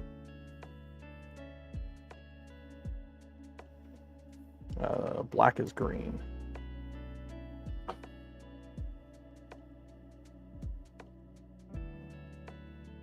Business to business pricing. Oh yeah, totally.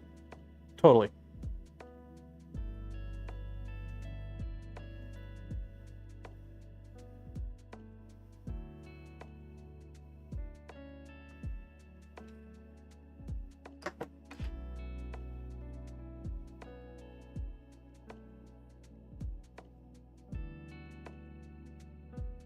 And the plan is to win the lottery one day and get like a 3,000-foot workshop with a garage that I can just put a bunch of machines in and just faff about and build shit every day. You know how like Adam Savage tested? His videos are just him messing around in his shop making random stuff. That's all I want to do. Of course, to win the lottery, you have to buy lottery tickets, and I don't gamble. So I got to figure out that problem first.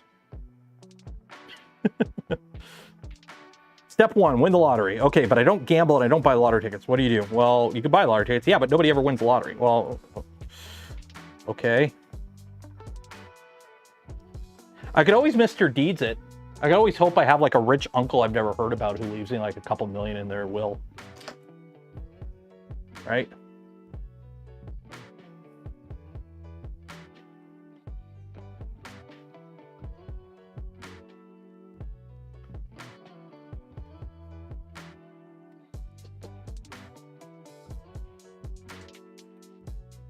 There you go.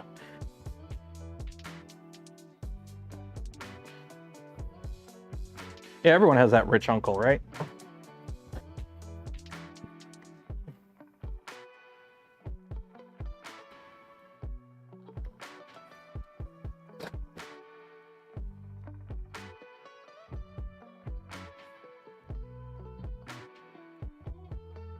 And this is why a lot of people became a maker. I wish I had more of a chance to talk to him last year. I shook his hand at Open Sauce last year, and it was like a hi-bye thing, because he was like in a rush, and he just walked by and I'm like, hey, he ran, and that was it. But, yeah. Watching, I not gonna lie, I kind of had to avoid some of the videos from Open Sauce this year, because I was getting hardcore FOMO, because I didn't go this year.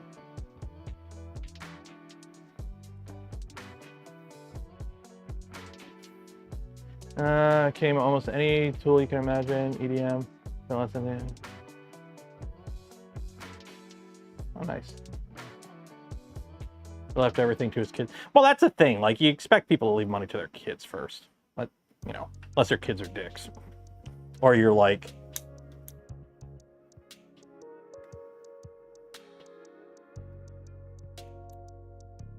there we go. Also, if you don't twirl your lighter after, what are you? Okay.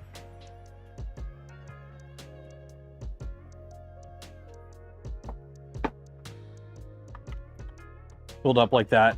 It's not that expensive. Yeah, the problem is there's several problems with that. One, room, as you can see, from, you know, frequent viewers of my channel may know, I ain't got room. So room is a problem. You have to solve that. After that, it's, actually, I can't even solve room yet. So there's no point even worrying about the other stuff until I figure out room. Like, legit, can't do it without room. And there's no point trying to, like, do it without, like, we can't even get step one out of the way first. We got to get step 1 out of the way first before we worry about the other shit.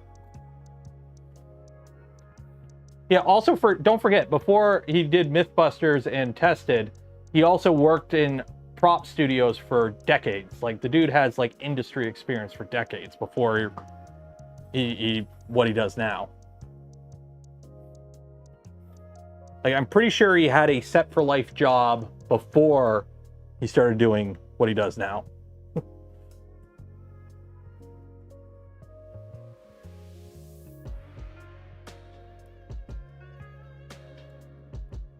Actually, I should probably wire these up first. Okay, let's think here. You go over here so I don't burn myself. So a lot of it has to do with location. Like, it's kind of, I won't say disheartening, but it's kind of like when you watch other YouTubers do kind of like similar stuff, and you realize how much of their success just comes from the fact like, oh, hey, they were able to rent a studio nearby very quickly or very cheaply, which allowed them to like expand quicker, which allowed them to do cool stuff. Like for me, it's like, oh, hey, I want to do this big project. Well, I have to constantly move stuff around to do projects. So it's like, it's amazing how much like location can actually come into effect. Part like collabs, right? If you're next to another YouTuber, you can just hang out and collab. I got nobody near me. I mean, technically, there's Hacksmith is 2 hours north of me. I can go hang out with Hacksmith 2 hours north, but he does his thing. And I'm not gonna just, you know, jump in and be like, hey, yo, do videos with me. Okay, I gotta figure out how to wire these up. How do these fans wire up? Fans. So these are the fans. How do I wire up these fans? Okay, but I need the colors. Data sheet. Haha.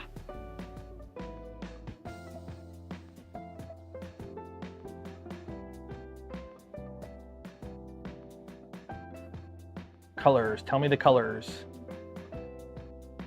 Okay, here we go. Perfect. So on the Toolhead board, we have... How many times have I opened this?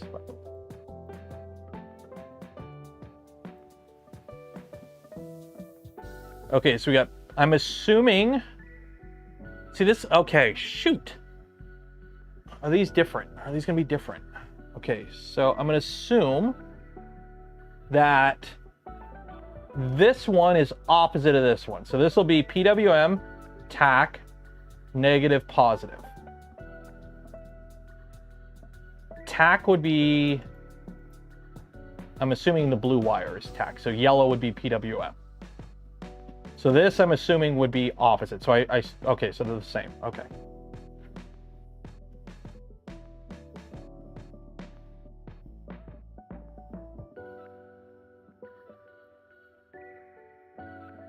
Thought the North Pole with... I live south of Detroit. I live as far south in Canada as you can go.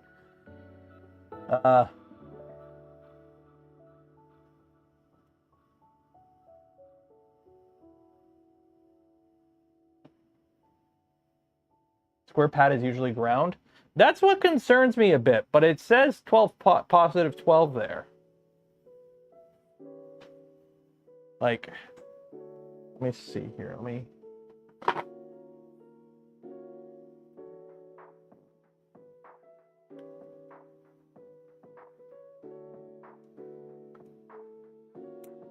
By the way, these stupid connectors are a nightmare to get off. They are. I went on an adventure. And now it's covered in dog hair. I gotta vacuum my garage. I gotta get a shop vac out here. I mean, I have a shop vac, but I gotta get a brush attachment for it and just vacuum the whole garage one day.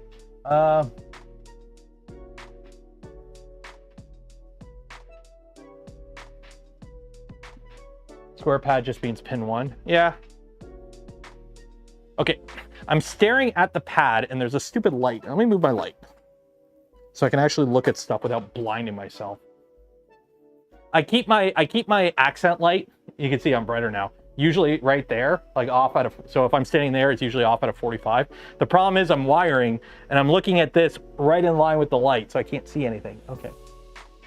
Yeah, PWM tack. Okay, so yeah. And these are 12 volts, I believe. These better be 12 volt.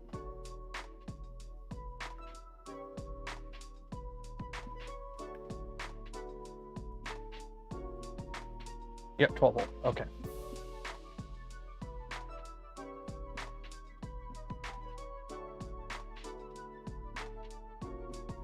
There we go. Okay.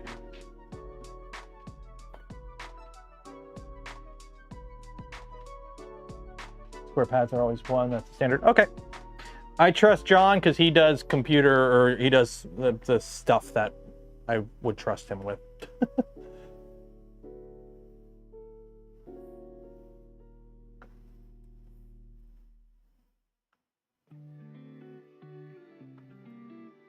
Okay, there and right about there.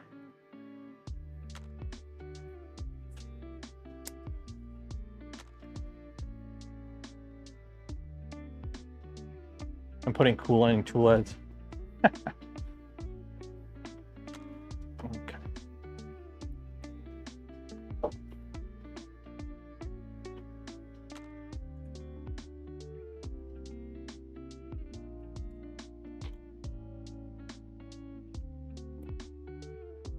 There we go.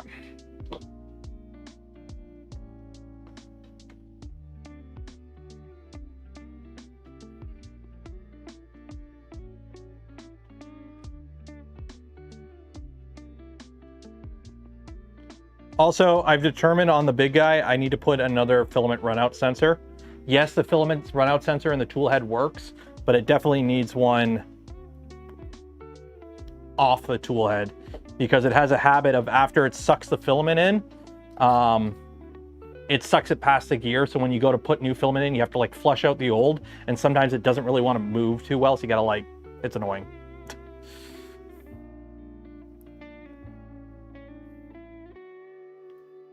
Two, three, what are we at anyways? 4:30, shoot.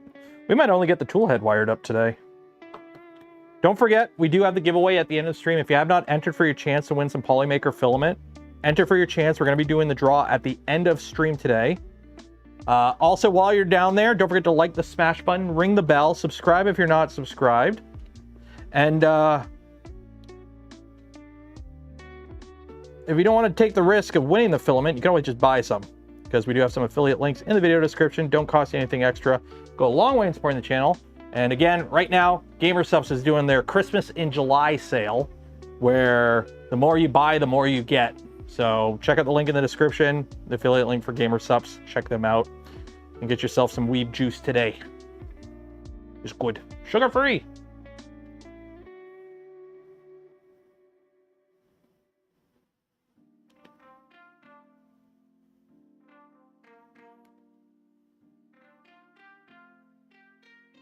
Also, I think they have a trading card game now if you're into that.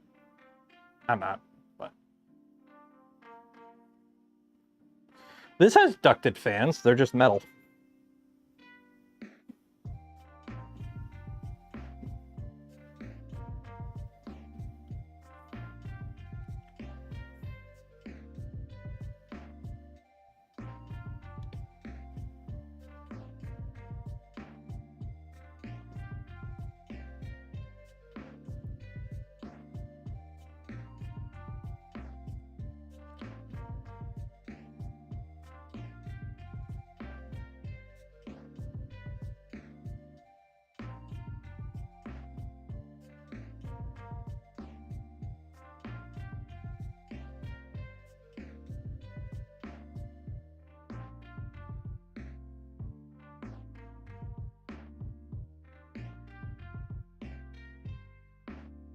Okay, so that is that one.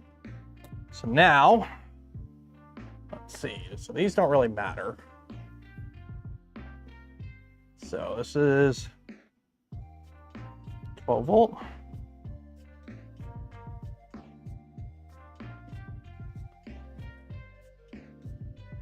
Ground, which would be black wire. which is now the green wire.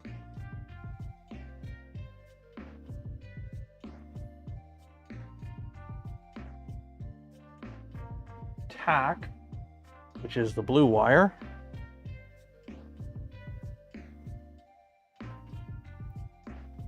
And then the yellow wire, which is PWM.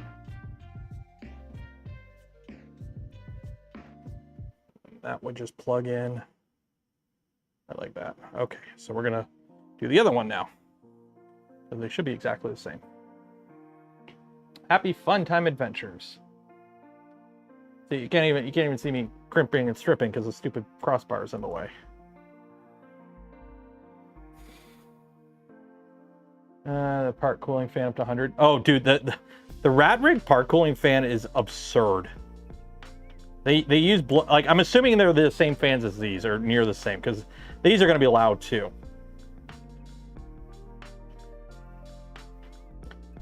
And I got to figure out what's going on with the ProForge. I keep trying to get the ProForge working, and I keep getting the stupid the one Toolhead keeps timing out, or losing connection. I've tried swapping cables and a bunch of other stuff, and it's still doing it. Nothing is worse than an like a printer you can't trust. So I haven't been using it. I've had a few people like, are you gonna do a review video on it? I'm like, not yet.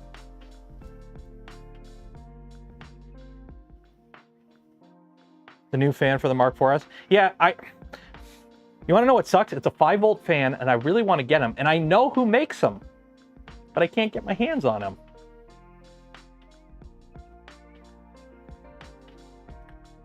I want them. They're 5-volt fans that are really nice. They're quiet and they move a lot of air. But they're like custom for Prusa and you can't buy them. Is it a timer? No, it just loses connection. It's like a clipper runout error.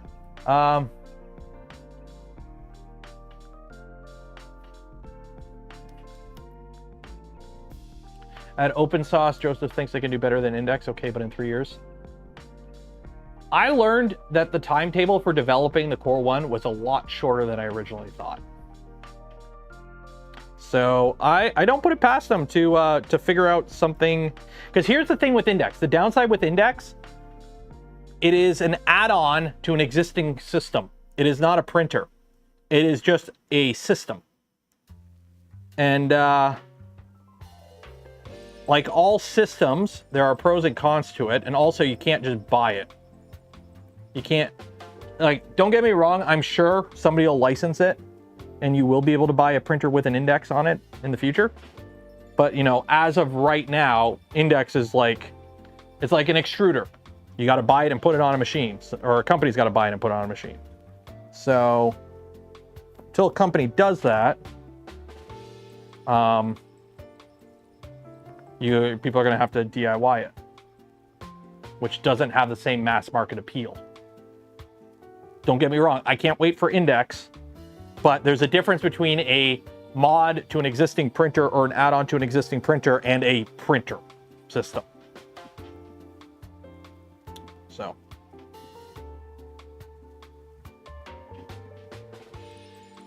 So I got a feeling they'll figure something out.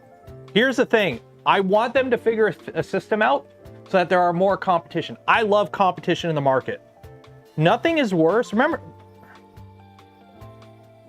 when I got into 3D printing, was late 2017, shit was all Ender clones.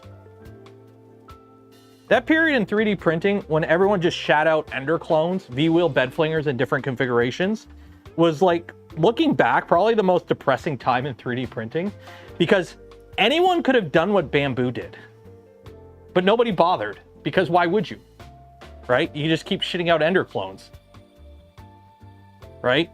They cost nothing to make. I remember one person telling me by the end of it, the actual BOM price to produce an Ender 3 was $10 US. I don't know how true that is, but I had somebody tell me that they had heard from a source that the actual cost to manufacture, like, you know, not like the Gucci Enders, but like an Ender 3, the $99 kit you would buy at Micro Center, cost $10 to manufacture in China. That's what the actual cost was. And I'm like, you know what? I believe it. I believe it.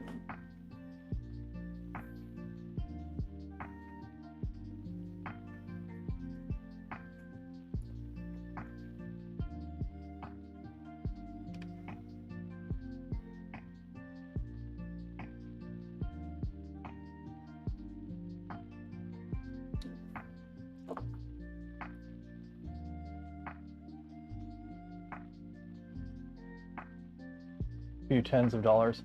Well,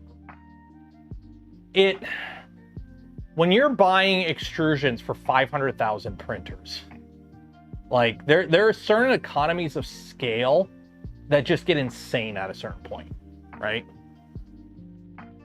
Like certain things, economies of scale get insane at a certain point.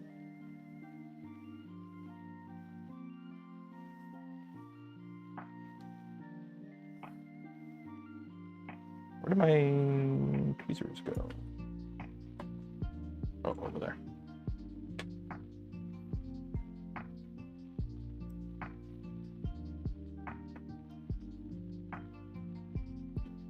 Okay, blue.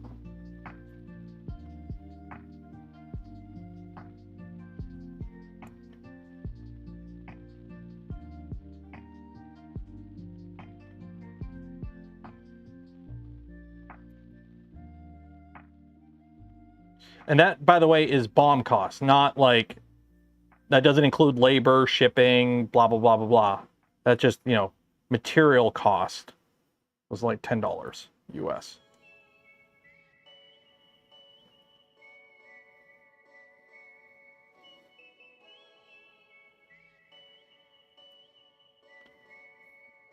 And you're like, well, it can't be that cheap. Well, somehow, where did I put it? Somehow, the stupid hole saw here that I used to put a hole in my door so I can run a fan or a vent out, just the saw part cost $40. I guarantee you there ain't $40 of material here or labor. The stupid die press shot these out 20 a minute. Not even, probably more, probably 1 a second. So, like,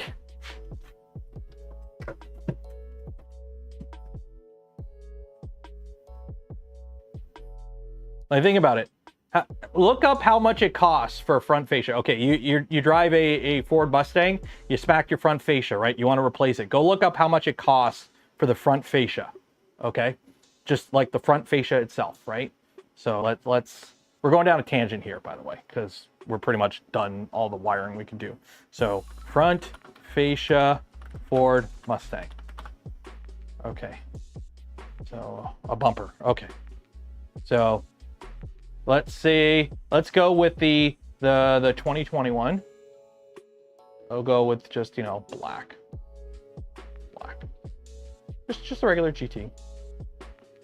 Shop for Mustang. Okay, cool. So front fascia, how much is a front fascia? So these aren't stock, right? I want a stock one, I want a factory stock.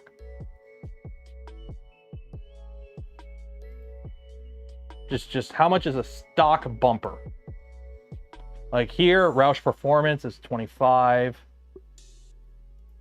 GT 500. How much for just a stock bumper? $1,000.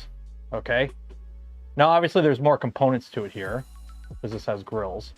But just to put it in perspective, the mold, $1 million. I know that because I built it.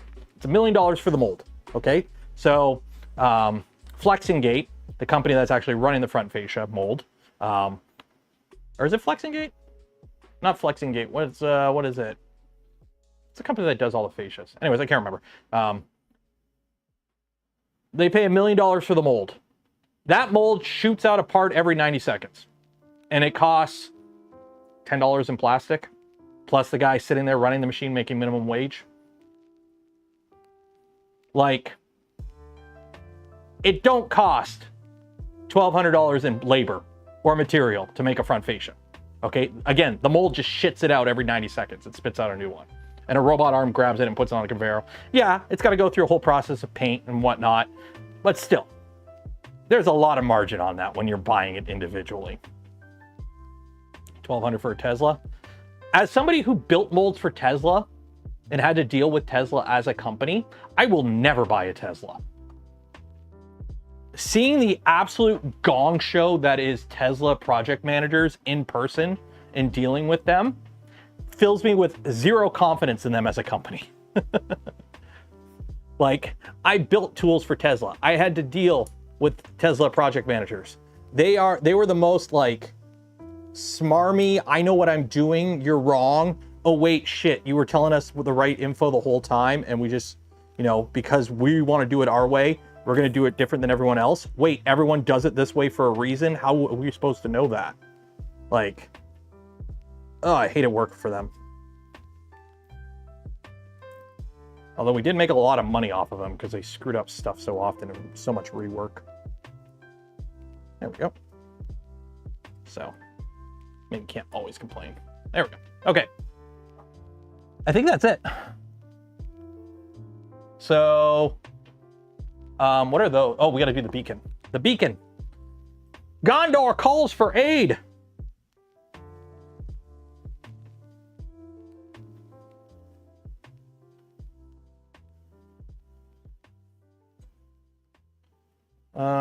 Which one is it?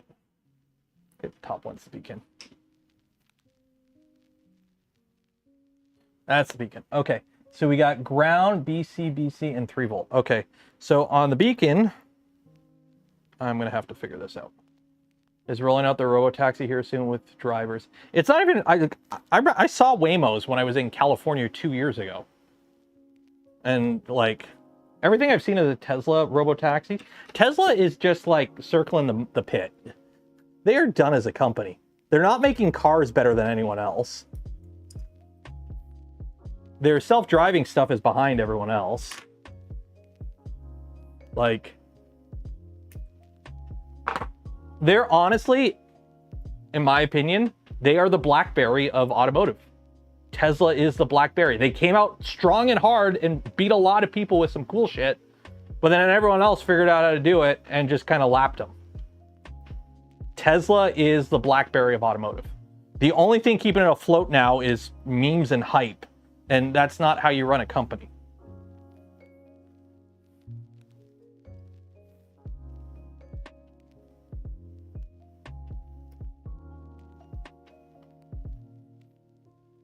This is gonna be an annoying one to shorten.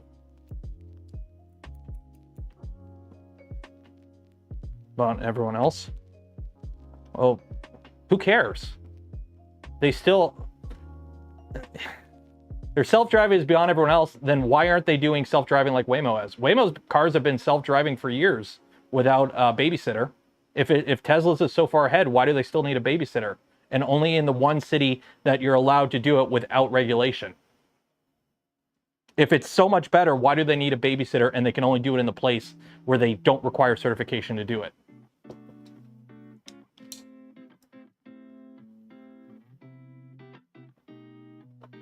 Now, I will give them their standalone car self-driving, but it's not self-driving. It's driver assist. They've been called out for calling driver assist self-driving many times now. It's not full, it's driver assist. You cannot let the car drive itself. You need to babysit it. It is not full self-driving. You need to babysit it. And don't get me started on the robots. Don't get me started on the robots. The whole, oh, everyone's gonna have a robot in their house.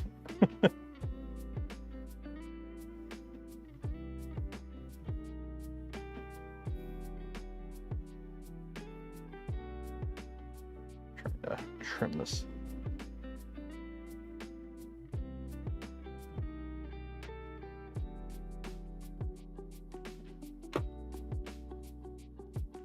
Germany is illegal. It's illegal in Canada too, I believe. Yeah, John. I trust John, who works in the industry, more than like a crypto bro. I'm not calling you a crypto bro. It's just everyone who seems to love Tesla self-driving. They fit into a template. Also, I'm gonna shoot down everyone's thought of robots in the household right now. Ready? Pool recall. Okay, so they are recalling 5 million pools right now in Canada and the US. If you're not aware, they're recalling pools. They're recalling them because of this. See this little band around the pool that's used to like hold like the, just, you know, that's just the assembly of it. A little kid has the ability to climb up that and then climb into the pool. Because of that, several kids have died, unfortunately, and they are recalling 5 million pools because of this little band that goes around it, because a kid might climb up it. How much damage is this Tesla robot going to do if it decides to turn off and fall on a toddler?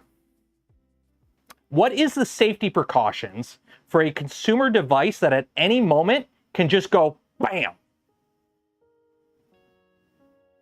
How do you think, you know, consumer protection agencies are going to handle, hey, this is a robot. Okay, what happens if it powers off all of a sudden? What's the procedure? Onto a toddler. Onto a pet. Onto a stove. Into a fire. Into a person. We are way off so much right now. I know we're going down a tangent. I just want to air this.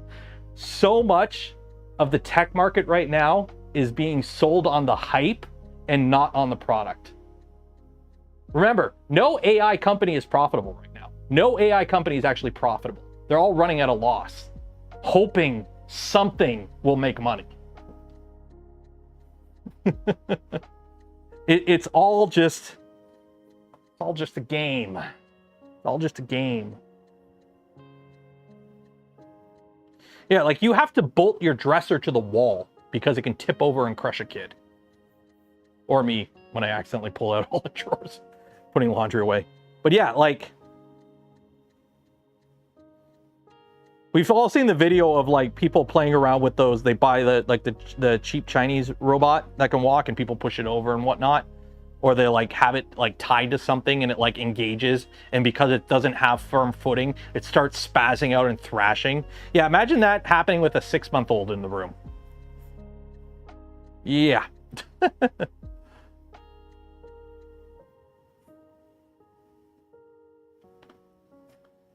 Which AI platform will become Skynet?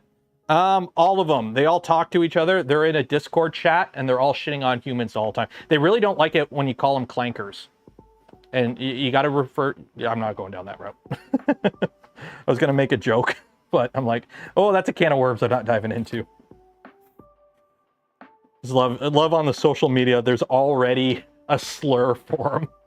And yes, I know it's from Star Wars originally. But it's like, leave it to humans to come out with a racist slur for something that doesn't even really exist yet. We're like, we are preemptively coming up with slurs for intelligent robots. It's like, what the hell? What is going on? Roger, Roger. Oh, humanity. So, like, we're the alien race that discovered humanity. We see here you discovered nuclear power, and you've been working on fusion for a while. So, like, have you managed to, like, you know, end world hunger or anything? No, man. Like, these companies, they got their short-term profits locked in. Oh, so you haven't, like, you know, defeated all of these diseases on your planet? Nope. Nope. Nope, nope. Short-term profits.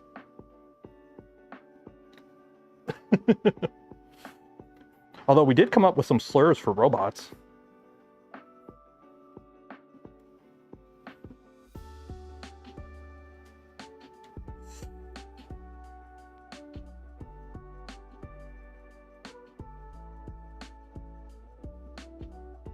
Just be nice.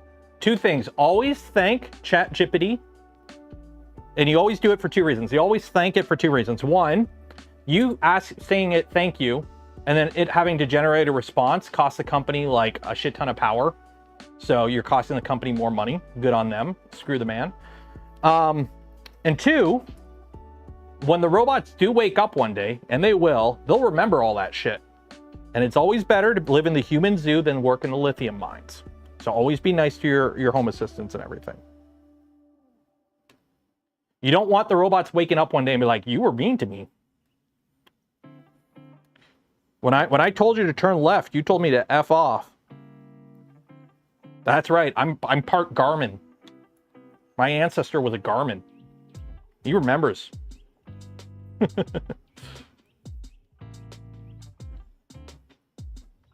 I have everything drives me through the city everywhere now. Makes mistakes, but it's getting good. The thing is, it doesn't matter if it's making mistakes and getting good. The problem is it's making mistakes. You can't trust it as a system. My Subaru, yeah, it doesn't have full self-driving, but when I get on the 401 and drive to Toronto, I just click a button, and other than keep my hand on the steering wheel, I don't have to do anything for 3 hours. And that's just a $30,000 Subaru. I'm okay with that. Like, I love my Crosstrek for that. Like, yeah, I have to manually change lanes, and it only basically keeps me on the one road. So if I have to turn roads, I have to do that manually. But like, I'm not that lazy. I don't need my car driving myself. I just wanted to take the menial shit out of the way.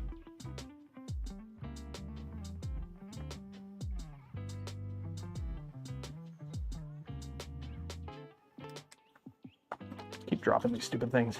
LiDAR, yeah.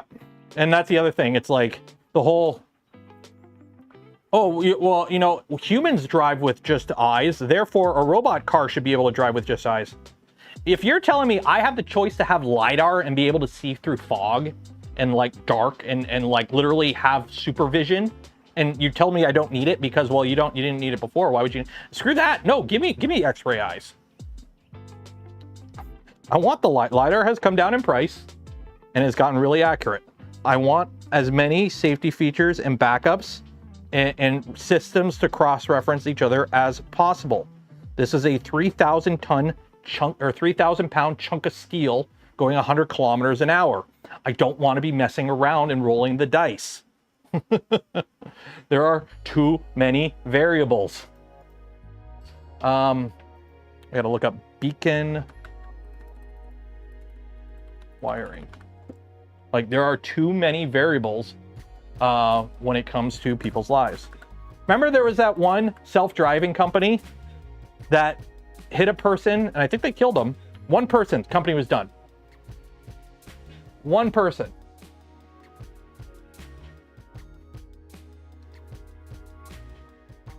Okay, what are the colors for the wires? I'm just gonna have to look it up on this stupid thing. Okay, so what do we got here? We got ground and voltage. So I'm assuming ground and voltage are black, and of course it's underneath it.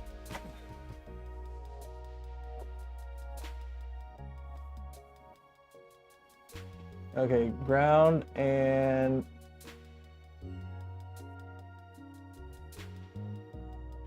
yeah, so that's black and red.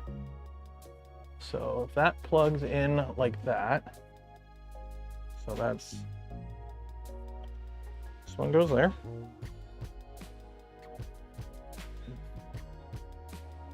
This one goes there. I know I'm going to get some good comments on this stream. That little rant. There we go. Elon thinks cameras are good enough. I don't care what Elon thinks. I care what, you know, I think. If I'm the one buying it.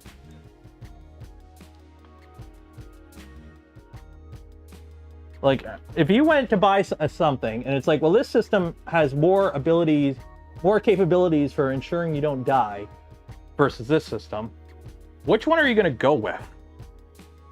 I don't know about you, but if I looked at two cars and it's like, this has self-driving with just cameras, and it just kind of hopes it sees everything and understands everything.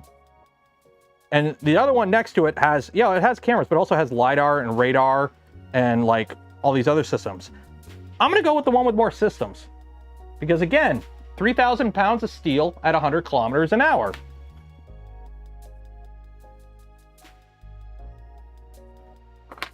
Because I'll be honest, when I go and pick my kid up from school every day, or drop him off at school, there's one type of car I avoid in the parking lot. It's Teslas. Tesla drivers are worse than BMW drivers. Because honestly, I think the fact that they sell those cars as self-driving attracts bad drivers. People who don't want to drive and who are bad at driving get Teslas. So now you're dealing with a system that isn't finished yet, being driven by people who don't like driving or suck at driving. Literally, I've seen so many accidents and fender benders in the parking lot at my kid's school from Tesla drivers, just picking up kids and having like this environment that isn't like a cluster, like a rough environment. And it just, yeah. That's that. And I'll have to do some fancy wiring. There we go.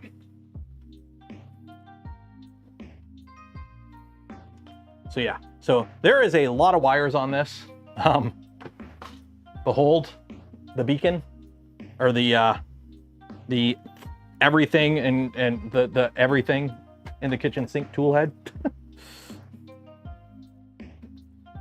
So I'm gonna have to redesign the mount and reprint it, but for the most part, this should be good to go. What are we at right now? Oh, we're at the time for the draw. Perfect.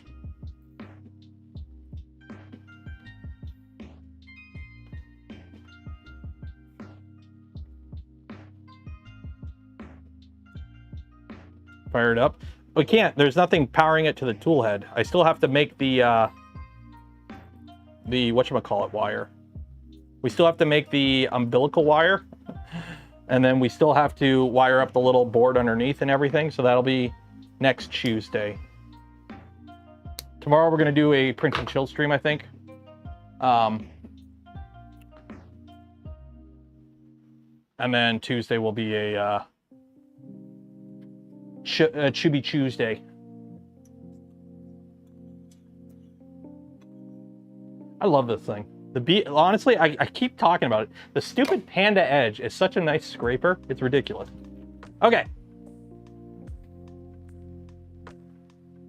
Tesla cameras.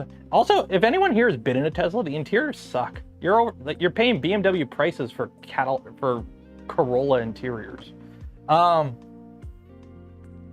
Nice flare dust. I mean, the printer hasn't done anything in a while. Like, it's not that dusty. You can see what was printed last.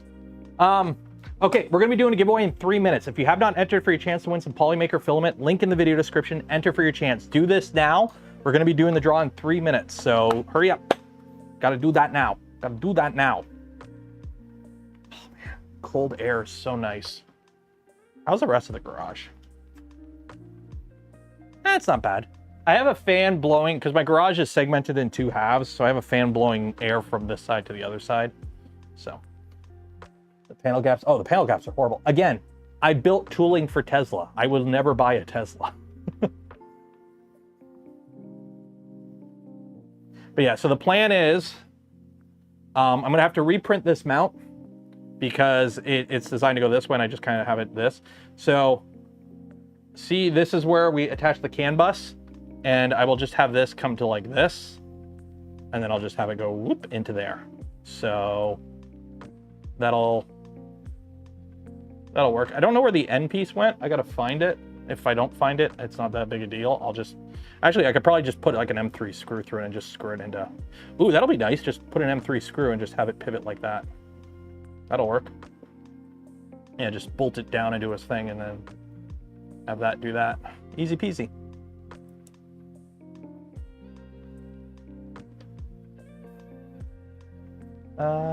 We also need to understand that self-driving vehicles need to be 10x better than humans because every death is big news. Oh yeah. Oh yeah.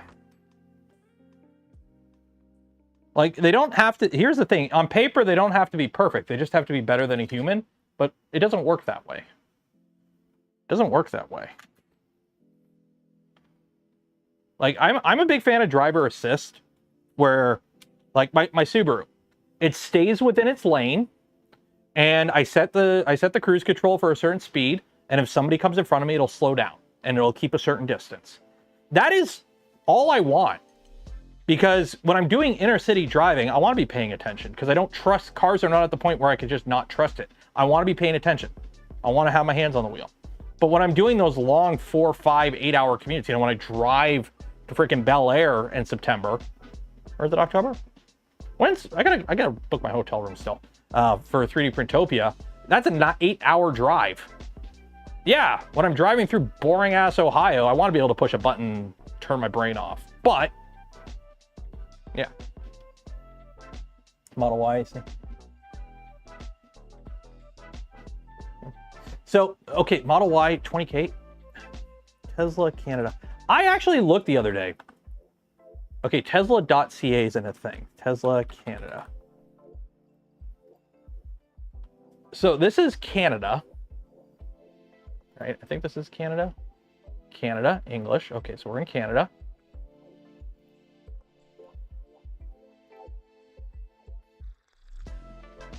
$65,000 Canadian for a Model Y. And they only have the one option. Long range all-wheel drive. Long range all-wheel drive, $65,000. That's almost twice as much as my Crosstrek. And believe me, I could buy a lot of gas for the price difference. How much is a Model 3 here in Canada? No, I don't want inventory. Order.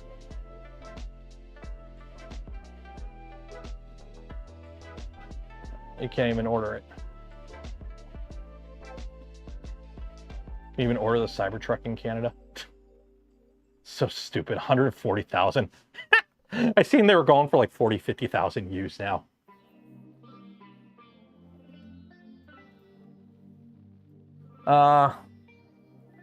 Missed the trailer where they claim like, yeah, I seen that. It was in Montreal or whatever. It turned, they were basically claiming a bunch of stuff at once before, because a bunch of people bought stuff before the incentive. That's the other thing. A lot of these incentives for EVs are going away, so the prices are going up on them, which sucks. Did I turn the Venture XL off? No, it's on. All right, let's do this giveaway. Let's do this giveaway. Let me, actually, before I do that, I just got to check something quick. So while I'm doing that, hey, right now, GamerSupps is doing their Christmas in July sale. So if you want some GamerSupps, now's your chance. Sorry, I got to power cycle this printer quickly. So I got to 1, 2, 10, power back on. All right, there we go. Okay, let's do this giveaway. Let's do this giveaway. Let's do the giveaway. Did you enter? If you didn't enter, you'll have another chance on tomorrow. Today's Friday, right? Yeah, tomorrow. Tomorrow.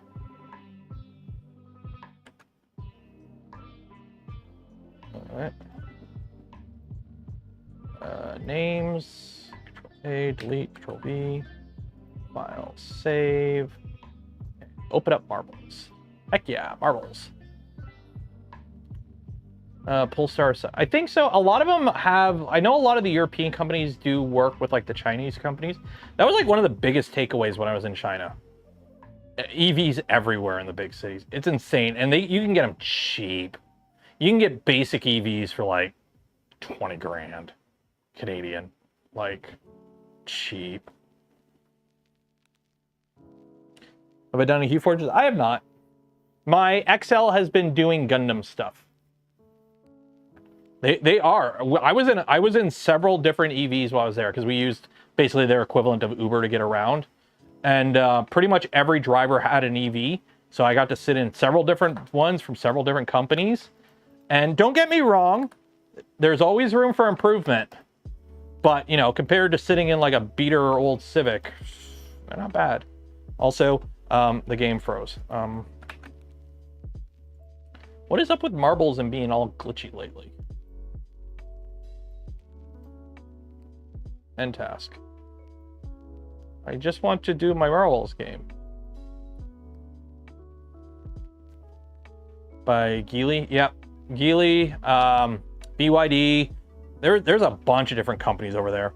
How it worked is, I guess there's like one company that's very common where they make like the drivetrain and the battery, and then other companies just buy that and then put their own basically body on it.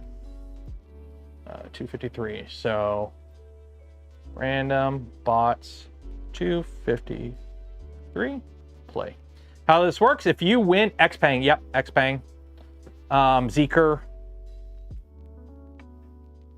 So how this works is if you win, you get a spool of filament from Polymaker, plain and simple. But if I pick your ball, and you win and you're the luckiest ball in the world, you also get a free hat. This one right here. James Moorhead, if you win, you get a free hat. Anyone else, if you win, you just get the spool of filament from Polymaker. Remember, exclamation mark zoom zoom makes your ball go faster. Exclamation mark gullible makes everyone else go slower. And if you like the smash button, ring the bell, and are subscribed to the channel, it actually greases your ball up and makes it go even faster.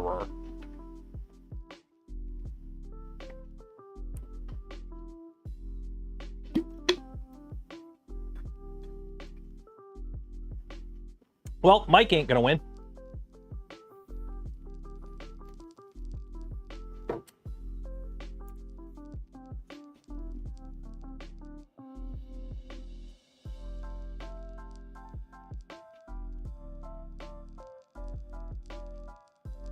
Who's in the lead now?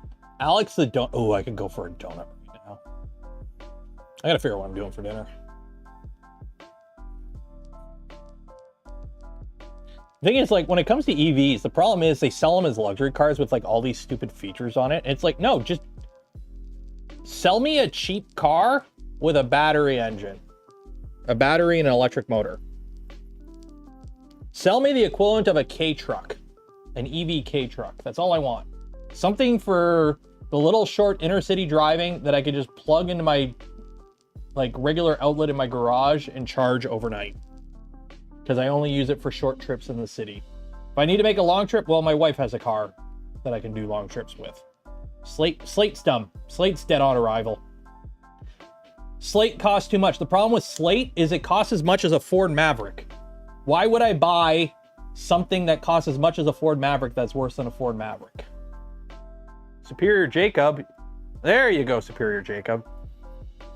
Yeah. The Slate truck is $27,000. You can buy a base model Ford Maverick that'll do everything the Slate does and more for the same price. Why would you buy the Slate? It's not 20K.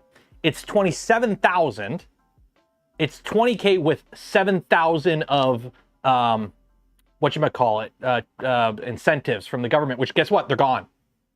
Those are gone. Superior Jacob won. Superior Jacob won. The Tello looks really cool. The problem is the Tello's expensive for what it is. That's the problem. You can't build these things as cheap as they need to be. That's the problem.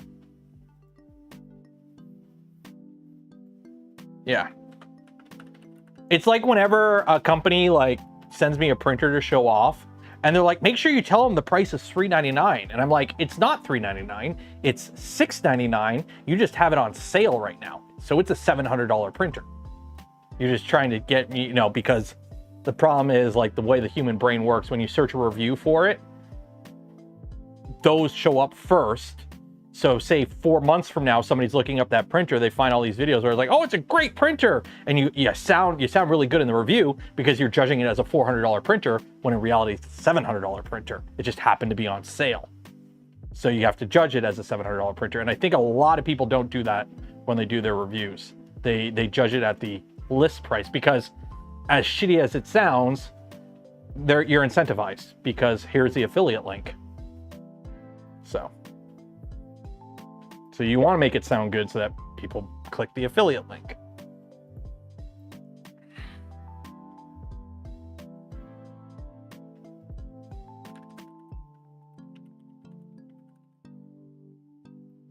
Like that is the project if I, you know, win the lottery and I have a studio, is buy a K truck and electrify it and do a bunch of cool shit with it. I would love to do that, but is what it is. Okay. Oh yeah, what Tello and Slate are doing, I'm not saying there's nothing inherently wrong with it, but it's the mantra where there's very rarely a bad product. There's just bad pricing. And I think that's going to be the problem with Tello and Slate, especially Slate. Now that Chief Cheeto there is getting rid of all the EV incentives, it's now a $27,000 car without a radio. What the fuck?